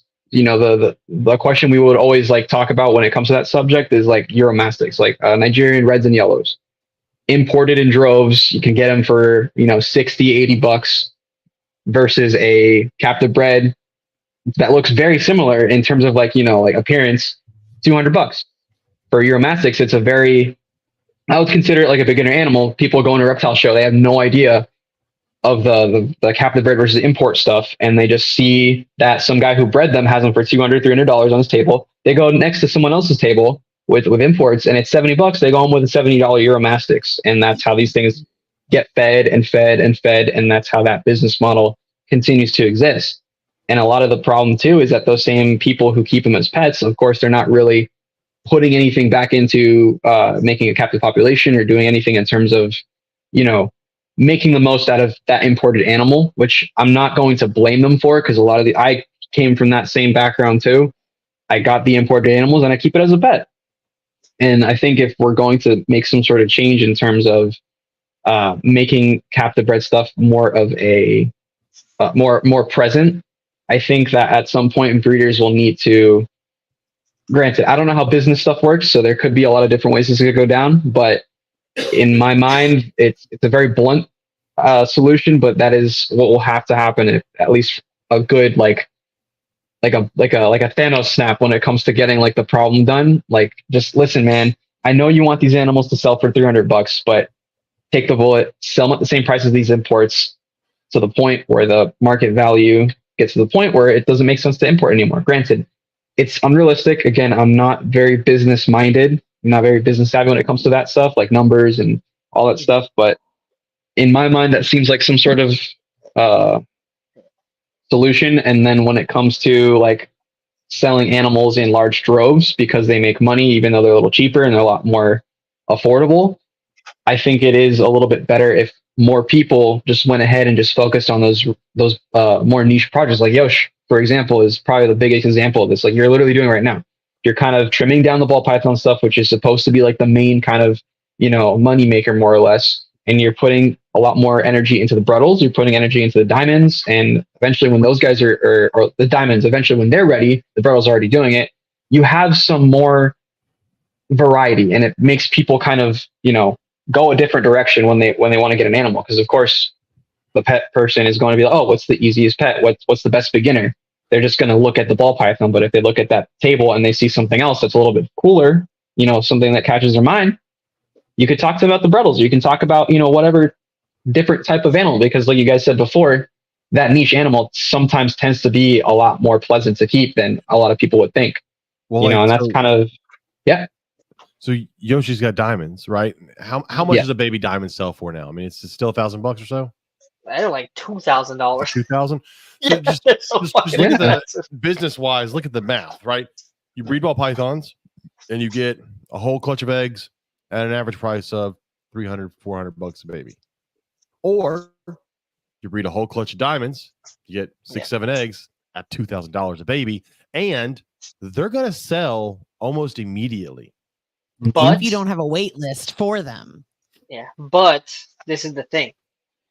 The thing is that for your diamonds to breed, you're talking 5 to 8 years. Where the way Yes. that a lot of breeders have ball pythons now, that they're breeding at what some would call a subadult like size, let's say, smaller than what we used to breed them at like 1,500 grams. At maybe a female at a year old or some shit.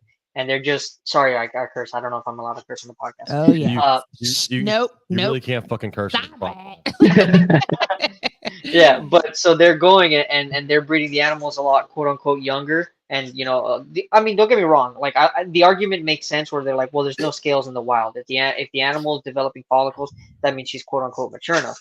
But that's creating issues with the market because I mean, a lot of people are not going to be able to keep up with that. And it's just moving things so rapidly. Like, when is the point of it crashing?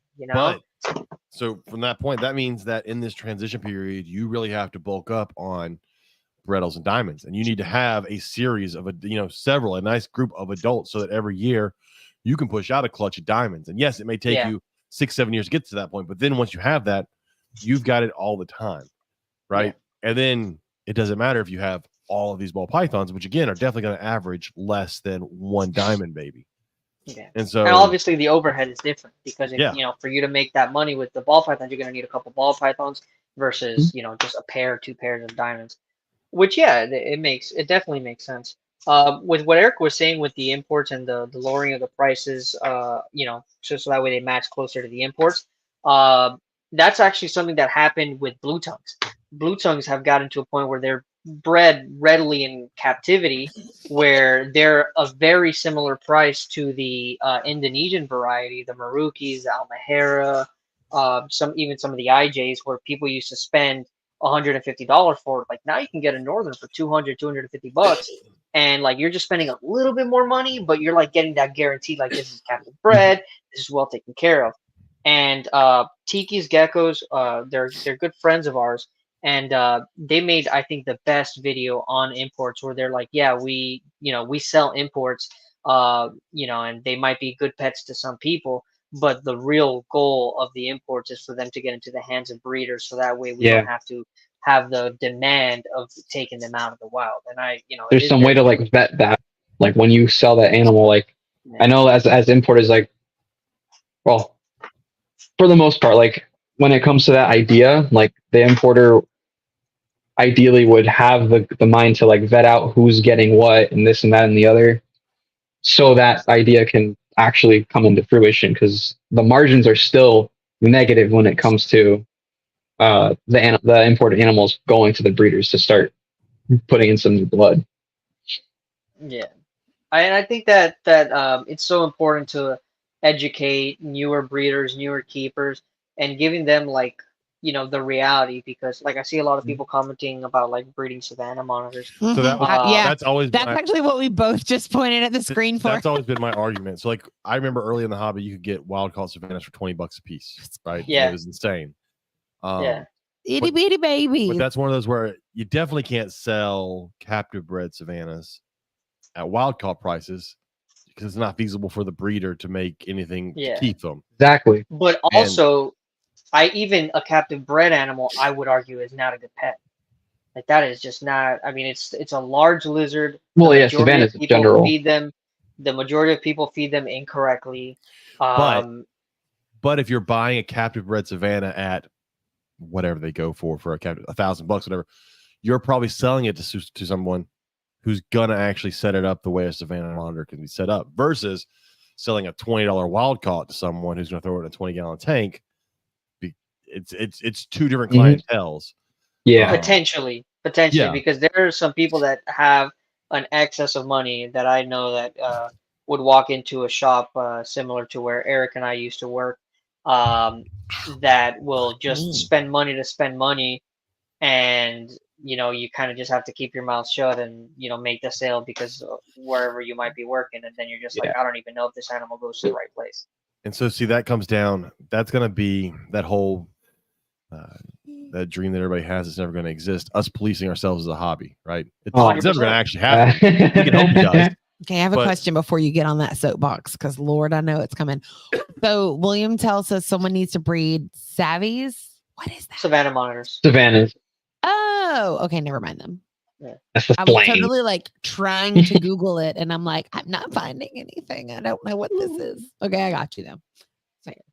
But so that's where reptile shows need to step in and go, look, we're not gonna let you sell imports. Certain import. Look, you can't not sell imports completely, but we've got to start policing stuff. And I wish that I don't want them to shut down imports, because we've seen where that definitely hurts situations. Look at anything Australian, any of the large snakes now. What we have is what we have. So that kind of sucks. But something's got to be done. Like I said, you'd like to see more captive bred things that are what we normally think of as wild caught, but captive bred. Like I had to pull up the name because I forgot her name, but we had Callie Mae Scales on, and she does blue tongues, but she does IJs. And when I first saw them, I was like, hey, are those northerns? And she goes, no, they're the prettiest IJs I've ever seen, because most IJs you come in are that blue gray color and they all look the same and they're pretty boring. And hers have lots of yellows and tans and reds in them, because she has captive bred them and picked the prettiest ones and not just imports. I've had some IJs that were imports that grew into some bright pink animals, and they're gorgeous. Cool. I've had Marukis come in hypo looking. Yeah, blue tongues are insane. And then the problem is when they come in and they're cheap, they don't tend to go to the person that's going to do the best with that blue tongue and push that forward, right? They're going to go to someone who impulse buys them at a show, and we hope it makes it a year. Yeah. And I don't know, I know that I've noticed that I see less imported blue tongues the past couple years, and if I'm not mistaken, that actually might be from just like issues in population. Really? Yeah. Which sucks, because I mean, you know, they still do belong in the wild. They don't all belong in captivity, you know? Yes. That's definitely the one. I got to give you props for breeding them. That's one that I'm never going to breed, because it horrifies the ever-living shit out of me to breed blue tongues. We talk about this all the time. I've watched videos of them ripping arms off and just tearing. No thanks. It's definitely rough. It's not for the faint of heart, but if you can be disciplined, you'll be okay. When I was, because I'm moving everything outside now, so it's going to be more of a farming situation than it was like a controlled, like me watching them. Yeah. But when I was just watching them, you know, I would always have 2 hooks and a gallon of water. And whenever I would see an animal bite a limb, it didn't matter to me if he was biting the limb to get in a better position. No, if he was biting a limb, I put the hook in the mouth just to kind of get him to, you know, open his mouth, and then I'll let him continue like that. You know, if you could avoid limb bites and nasty head bites, like, you know, it's all of that is possible. And if they get into a little bit of a tussle, just pouring some water on them so that way they kind of just like shock and they separate. Like, you got to do what you got to do to make sure that the animals don't get hurt. So if you can have good discipline when trying to breed them, then I would definitely recommend it. We need more of them. Yeah. I love my blue tongue. It's an awesome, like I said, I've wanted one forever, and then I had the chance to trade something for one. I was like, hell yeah. Yeah. It's such a cool animal, especially if you're a snake person. It's the most snake-like lizard you could own. Yeah, it does bridge that gap. Even when you know, kids come to look at them at a reptile show, you know, they'll like that. They always have the same comments, like, it's like a snake with legs. Like, that's exactly what it is, Jimmy. And in my old job too, I've even had customers that were like, because I would always try my best to like sell the blue tongue as like, it's like, hey, this is a good alternative. And I've been told that like, no, because the people who told me like, oh, no snakes, only lizards, I'll show them the blue tongue, and they'll still turn away the blue tongue because it looks like a snake. I'm like, wow, you just threw away gold because its legs are too small. I'm like, wow. I always do one of these. That is true. I always go, oh, do you want an animal that's just gonna sit on your chest and just kind of like be boring, or do you want an animal that's gonna interact with you and like have a rapport with you and like, you know, pay attention to you, and like, that's your blue tongue, and it's gonna be simpler to take care of, and it's a lot more forgiving if you make a mistake. Yeah, they're hard to sell to people who don't know what they are. Honestly, that's what it is. I would love. At least from my experience. I want a shingle back so bad. Oh man. Oh man. It's like a little turd with legs. Oh, Yeah. love it. Little pine cone. Yeah. I saw y'all talking about someone just had some. Johnny, yeah. I don't even know how many are really in the U.S. I mean, yeah, that's one of the things. Not many. If I'm not mistaken, I could be super wrong, but those might be the only captive bred ones ever in the United States, potentially. I haven't seen any babies around, but I've also only been doing this since 2015. I would definitely like to see more of those done. That's a cool one.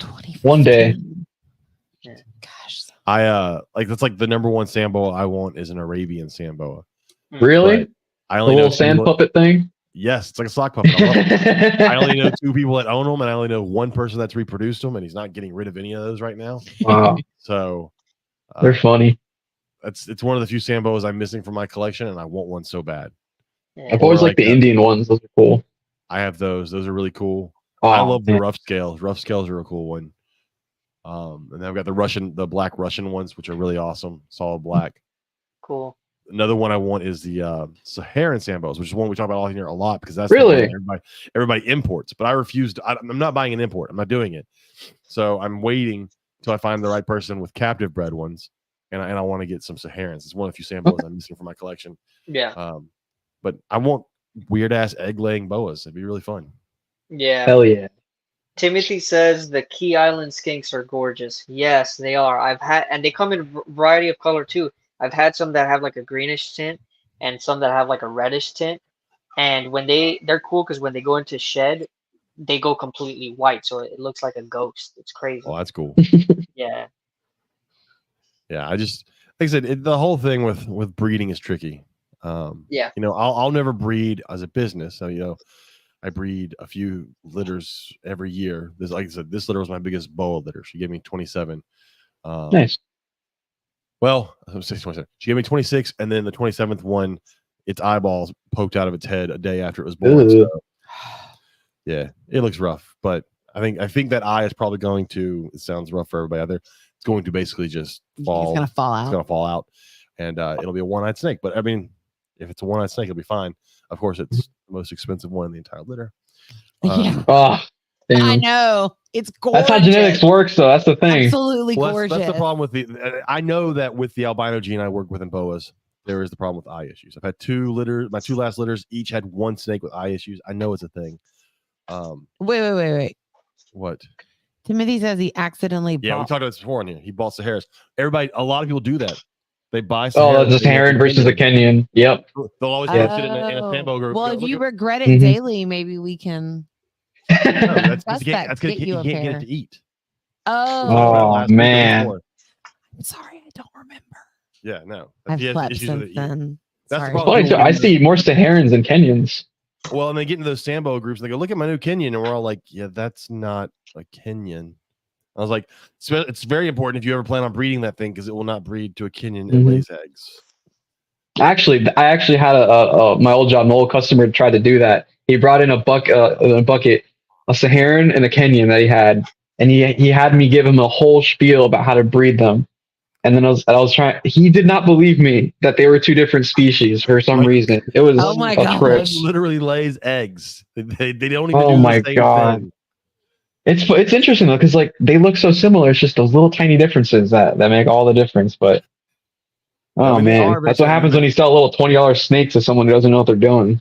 But Yes. Like I said, I see them at the show all the time as imports. Well, they had the last few years they've been this I think they call them gold dust Saharans. Yeah. And everyone's Yes, like, they're rare. I've I'm like, seen- they're not rare. I've oh seen my god, hundreds of them. And they like jack Yeah. the price up online. I'm like, stop doing it. They're not uncommon. Like I've seen tons of them at shows. I've held them. They're not like it's just an aberrant pattern of a set, whatever. And I'm like, Yeah. none of y'all buying it are gonna get these damn things. God forbid there's variation within the pattern and color. Oh, It's crazy. yeah. That's like I said. We had someone on several episodes ago who has a litter. Hopefully, has a litter of Saharans coming soon, and I'm Awesome. because that's one of the few Samboas I'm missing.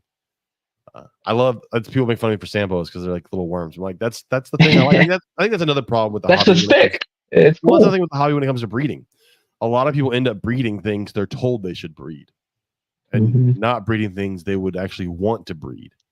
Right? Yeah. I like sand. I'm in that same boat. Sand boas, but people make fun of my little worms. I'm like, yeah, they're worms, but I think they're fucking awesome. Because you should like it before you want to breed it anyway. So that should be the on top of wanting to sell. Well, you notice in our hobby, there's certain animals that basically you're told are cool, right? The big snakes are cool. If you like little snakes, they're not as cool. All the really expensive ball pythons are cool, and if you like something normal, then it's not cool. Well, it's changing now, though. Like hog noses are stealing the show. What I've noticed is like the hobby's getting smaller, like little jungle boxes with bioactive stuff, and because a lot of younger people who don't have like big living situations, like so the Sambos actually I've seen them shoot up in popularity recently. So yeah, it's not and Willie, I agree. Rough scale Sambos are the best. I'm assuming you're going rough scale Sambos and not rough scale pythons because rough scale Sambos are better. Because rough scale pythons just look like a off-brand Bruttles python. Honestly, they're still cool in their own right. Eric, I'm not complaining. I'm literally a carpet person too. It's a brown. They're all cool. They're all cool. I'm not a fake carpet fan. Yeah. Yes, William, Kristen at Stygian Exotics has bred Saharans. That's who I'm waiting on to have babies because I'm gonna get a Saharan. Hopefully 2 because you can't make more without 2. Apparently that's how that works. Unless you have morning geckos. That is true.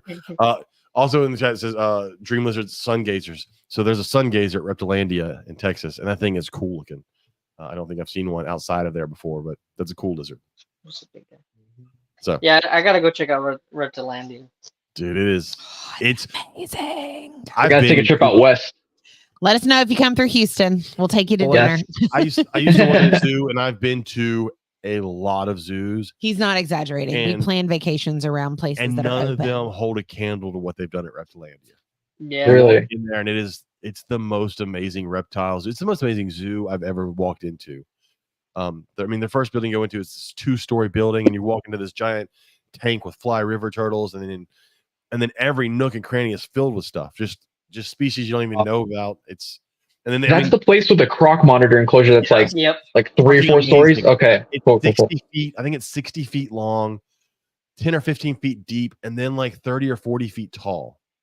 Wow. And they hang out. These giant croc monitors hang out in the top of the trees, like these branches. That's 20, so cool. 30 feet in the air. Our daughter wants to. Our daughter just got this crazy fancy camera over the summer, courtesy of her grandparents.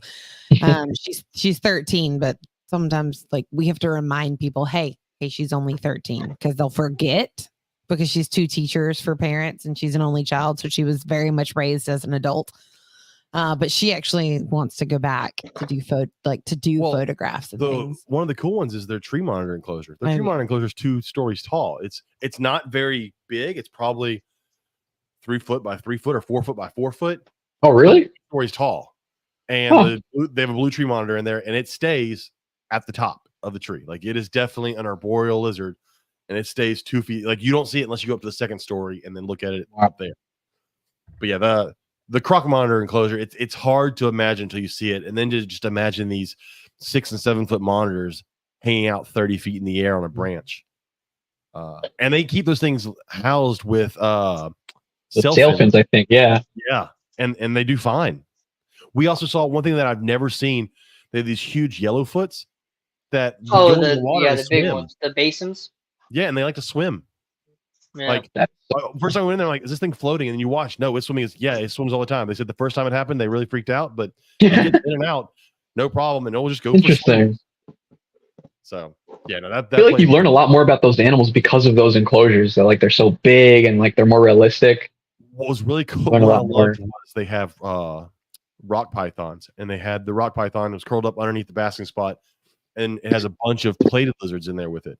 And the plated lizards were using the rock python as a basking spot and laying on it and warming up. That's cool. Species exhibits, and it's just really cool. I love mixed species exhibits when they're done well. I love it too. I try to do that at home, and it's so cool to me. I don't know why. It just scratches that part of your brain that's like it's 2 animals from the same place and they're living perfectly. I think that's what it is it's the fact that if we were to go into the wild, we would see something similar to this. So it's giving us that window into reality. Yeah. Yep. It just gets tricky sometimes with reptiles because you gotta a lot of people want to do it, and they just don't have a big enough cage. Like it takes space to do stuff. Mhm.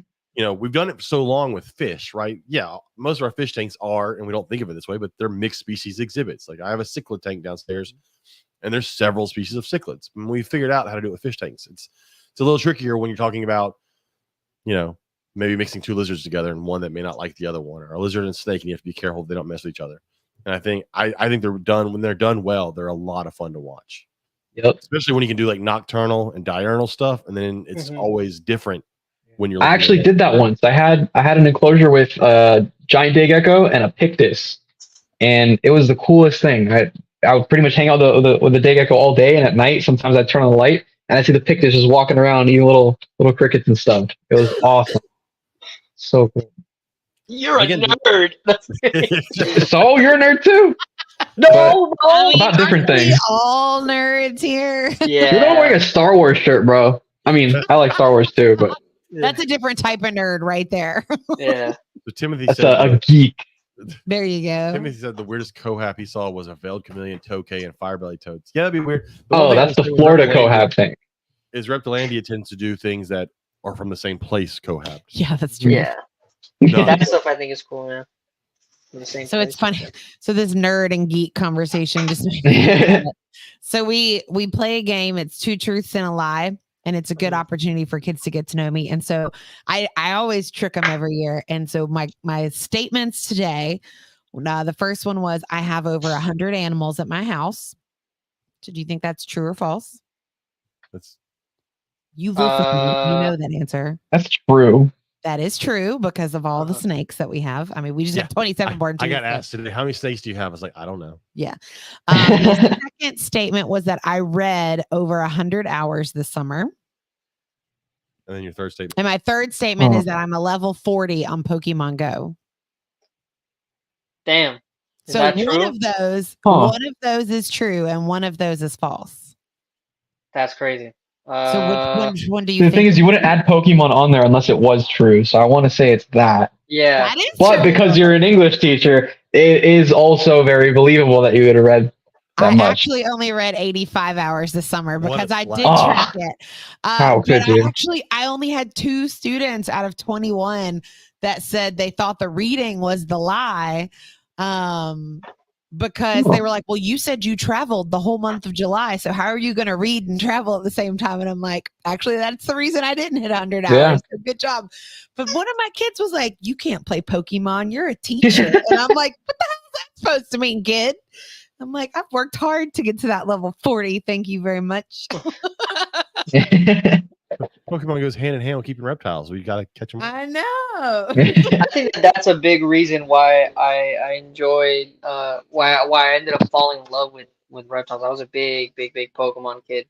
So when I started getting into these animals, I was like, I really gotta have one of everything. Yeah. That's James is the same way. That's that whole that Noah's Ark syndrome everybody goes through in the beginning, and they get one of everything, and then they realize, oh shit, this is not what I'm supposed to do. And if you're lucky, you like it or you realize it's not what you're supposed to do and you narrow it down, or unfortunately, a lot of people get burnt out and get out of the hobby just because they didn't know what they actually wanted. Mm-hmm. So, anyways. Sorry, one of our listeners, I don't even know if she's in the chat tonight, but she just randomly messaged me and she was like, hey, are you okay? And I was like, sorry, I was putting out a fire at work. Do I need to fix my face? And she was like, no. Well, we had an incident with not far from our house this afternoon. There was a shooting. There was a shooting. And it's within 2 blocks of schools on either side. They have to lock down the schools. And of course, with it being the first day of school, but she had heard about it, which is funny because she's like in Dallas, so I don't really know how she heard about it. Oh, Zenia. Yeah. But she was like, no, I heard about this and I was just checking on you guys because I didn't know if it was at y'all's schools or not. And I'm like, well, it wasn't at the school. No, school was perfectly safe. It's like a quarter of a mile from our house. They just go on secure lockdown just to keep everyone safe because of the police presence in the area. But everybody at the schools were in the neighborhood. That's not the weirdest thing that's happened within a mile of our house. On the way home earlier. Oh my god! So we're driving on the way home for this. Katie looks in the rearview mirror. She's driving, and a car behind us has their passenger door open all the way, and we can see like a leg sticking out of it. Yeah, like I And thought they're someone was driving like down the road. throwing up because they started to swerve, and I'm like, oh my god, someone's getting sick in And the when car. they finally get to the stoplight behind us, we realized it was a girl After he almost rear-ended and a me. guy was driving, and this girl was like hitting him, and she got out of the car and just like walked out of the car, past us, into like straight into 4 traffic. lanes of traffic. and walked across the road. Didn't even care if the car stopped and kept going. I was like, holy shit! It was Damn. crazy. I was like, let's just drive and get. The I was hell like, out of let's just go home. My daughter was like, what is in the air in Texas today? I was like, I don't know. here. Right. It was insane. But yeah, so I was like, do I need to fix my face? I'm sorry. All right, wanna wrap it up, Katie? Oh, yeah. Got anything else? Oh, that's real quick. I'll go over what. We didn't even talk about Facebook. No, I know. I gotta pull up. I've been so sorry. I was like screaming into the microphone. You were. I don't know Sorry what about you that, were doing. guys. I've been so busy with things in my classroom that I've really not been on Facebook at all in the last week. So I have no clue about anything that's been posted. I have barely updated people. Like I haven't even made a post about our kids' first day of school yet. Like scroll down to. I'm all kinds of slacking. I gotta find stuff since our last podcast. I say, there's your babies. I posted those already. There was that blue tongue freaking out. Oh, so yeah. Oh yeah. I saw that one. It was cool watching it swim in the video though. Oh, I posted this one. This is from last. This was from last This week. is the hippo chasing the boat down and then attacking the motor. Absolutely terrible. I love hippo videos so much. They I are would've so died. crazy. I would have shit myself. This Full thing on heart just starts attack. biting the motor. Oh god. You could have tossed me overboard. I would have been the victim here. Eric McVeigh posted this one. Who is your favorite herpetology ecology based author in books? We had a couple answers here, but she posted I think on her personal one and had a crap ton of answers. I don't have a favorite author. I just buy books that You don't even read the books you No, buy. I You still don't buy get to vote. I still buy them. I buy them for you. I Let's collect be them. real. Hey, carpets. Carpet Fest. So Texas Carpet Fest is coming up. We've got to book our Airbnb for Think- this. When There is you On the it? go. It's in October. It is in- It's the 19th, I think. Yes, it's held at Reptilandia. Yeah, it's at Reptilandia this year. Ooh. Is that Reptilandia? Yo, let's go. It's I from can't 2 to go, 11 man. p.m. at Yeah, you Reptilandia. can. Just walk. No, I can't. Yeah, I can't either, probably. You can do It's it. October 19th. Fly on out here and go to Carpet Fest. I would love to. I definitely. You can get to can't. Houston. We might can give you a ride. What part of Houston do you guys live in? Just south south. of it. Okay, Outside I of have Houston. family in Katy. Yeah, About 45 minutes from there. Okay. but yeah, if anybody's listen, go to Carpet Fest. It's going to be at Reptilandia. It's your chance to see Reptilandia and hang out with reptile people. So, I will actually be in a very good mind frame because we are on fall break the week prior to that. because you'll be drinking wine the entire time. No, because I'm going to be sleeping the entire. We've only had one day of school and I'm Oh. already exhausted. Just the rabbit twist. I've seen this one before, which is wow. I've never seen an insurance company have a guy's back more than this, and there's this lizard on the back of this guy's back. Just Wow. hanging out. I love it. Geico reference. That is snake vertebrae. What in the world? I have not watched this video. I have not. This is our buddy Jack from the Nether region. That's really cool though. They're like Oh, recreating making the it- skeleton. That's not a. Whoa. That's a little dinosaur. Hold on. What the fuck? Okay, so they're taking it was snake vertebrae, but then they added shit to it. They're building making a it looks dragon. like a dinosaur. Oh, it is Skeleton a art. dragon. That is so cool. Cool. Damn. I want one. That is really neat. Like, Speaking of vertebrae, when we were at the learning zoo, our daughter bought these really cool earrings that have ethically sourced snake vertebrae. Cool. I don't know, but Becca's very proud I've of got that. ethically ethically. What is this man making right now? Bro, A crawfish monster.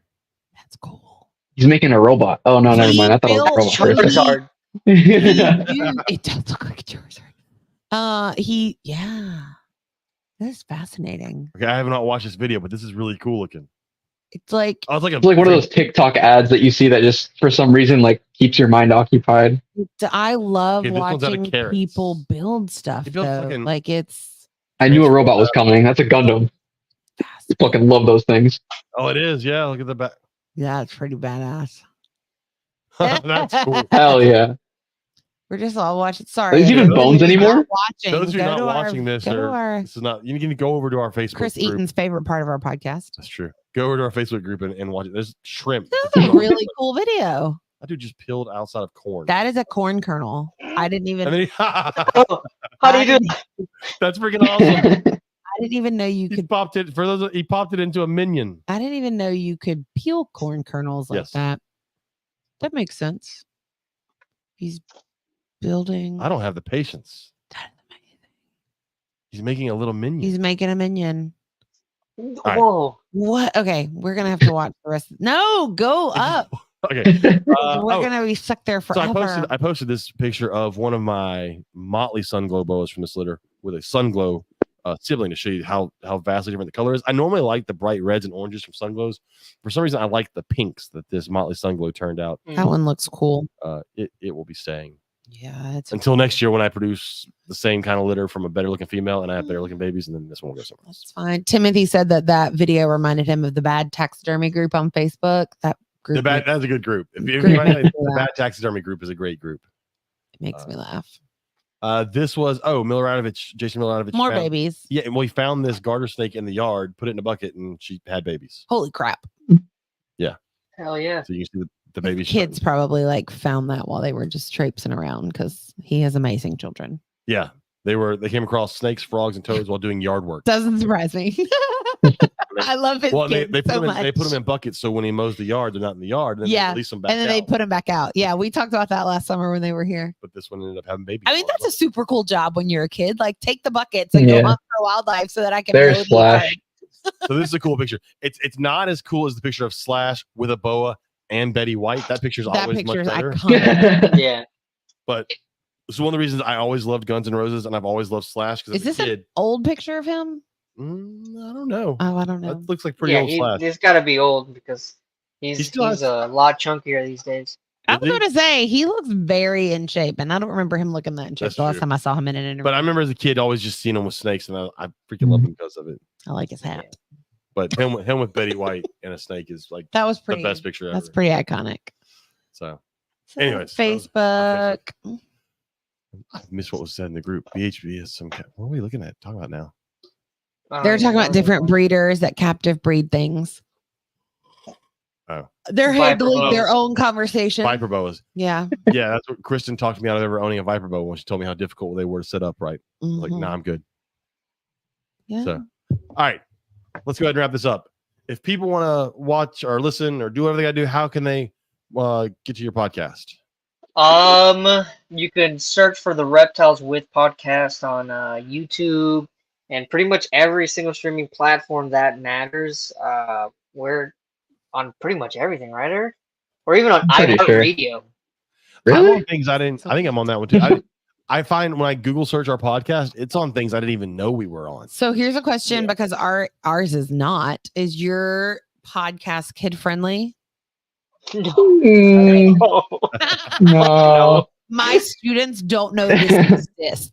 So that's Oh, I why- don't tell my kids. and I'm keeping it that way. Like on hat day, I will not wear a Reptile Gumbo podcast hat to school because someone will Yeah. see it, someone Yeah. will look it up, and I'm like, absolutely not. Miss Lewis swears on this show. I've I had had a- kids. I've had kids come up to me at a reptile show saying that they listen to the podcast, and I always feel so guilty.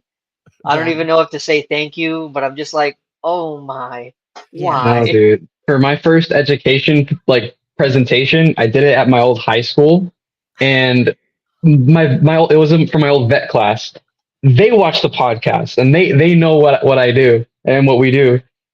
It caught me off guard when they put the YouTube channel name on the whiteboard, and right before I started talking, I heard out of some kid's phone, "Welcome back to the Reptiles With Podcast." Like, no way this is happening right now. That's hilarious. And it was one of the earlier episodes that like Chuck and Tina would literally be at each other's throats, like terrible. And it was just like, this is not happening right now. I was like, Yeah. we don't always talk like that. Is it weird, y'all, when people come up to Yeah. you and they recognize your voice? Has that happened? It hasn't to you? happened a lot for me. Probably with Yosh at the shows. No, Definitely, like everyone's coming up to you. The voice, no, because we're video on pretty much everything that allows it. Oh, So gotcha. they- Okay. Yeah, they see it. I think I stick out in a crowd because I'm very short. So I think that's what, like, people will stare at me because I'm short, and then they're like, "Oh, that's the podcast guy." Yeah, So I haven't in a while because life just got in the way. But I used to work the front registers at the Herps reptile shows with Sean and Lori. And I would randomly have people just come up and be like, "Are you on the Reptile Gumbo podcast?" And I'm like, maybe. Why? Who's asking? I always apologize to people when they're like, "Yeah, I listen to your podcast." They're like, "We love "Yeah, your I'm sorry." show." I'm like, "Why?" I always feel bad when Throws someone's like, me "I just started listening off. to your first episodes and I'm working my way through it." And I'm like, "Oh, it's going to change quite a bit." Yeah. I was like, "It's drastically different now than it was 4 years ago." So crazy. These things, I mean, they're always evolving. Podcasts are great. I mean, this year of us podcasting, it's way different than the past 2 years we did it. You know, a lot of things have changed for our podcast, and I'm predicting even bigger changes going forward. I mean, these things are they're always evolving. They're always changing. Well, I need something to listen to on my planning period while I'm doing things around my classroom. So I've got headphones. I can listen to it with I need to headphones. start listening to more podcasts again. I I need to. just once I got a podcast, I was like, I don't have time, or I don't know. We Let's slow down, also let's- aren't traveling back and forth to shows. That's true. And that's when you listened to all of your podcasts. That is true. Was the Mm. traveling. And we were traveling 3 to 6 hours each Each. way to a show.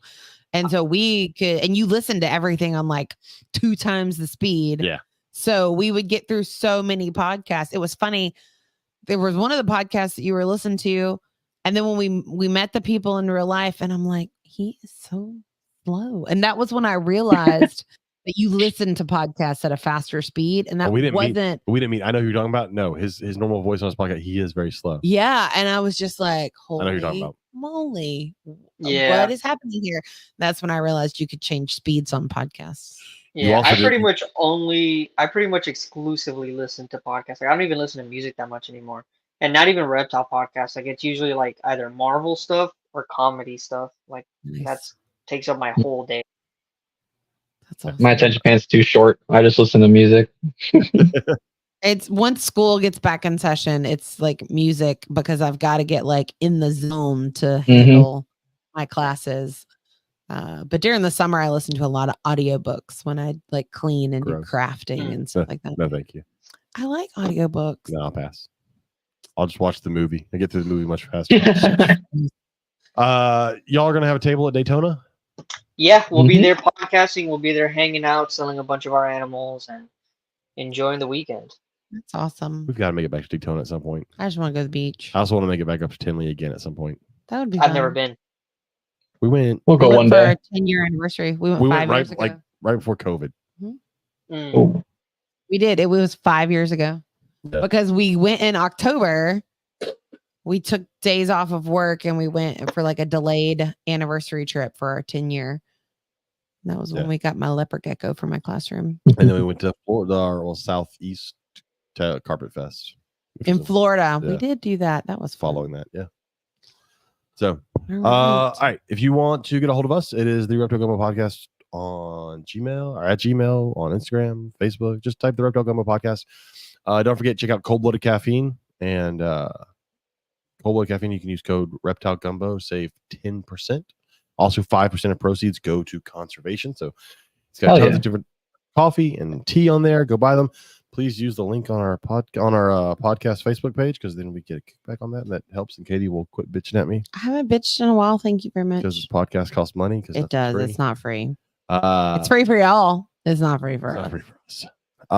And our kid's about to get Also braces. check out VivTech for their lights and use code Gumbo22 to save 15% on that. We got to pay for braces. I still love people. that it says it's Gumbo22 because we got the code in 2022 and we just haven't changed it. Mm-mm. Don't forget to come to a Herp show and check out Lil's Shop of Horrors for all of your feeder needs. What was that? I heard it, but I was also yawning, so I could only ever really hear my own. I don't know what that was. I'll text Yeah, our that was kid. weird. It's probably our kid. Let me text her. So anyways, thanks for coming on. If y'all hang out just a second, everyone else, we'll be course. back next week. I do have a guest lined up for next week. I just Whoop, gotta whoop. check back in with her. So yeah, good night. See y'all next week. Bye.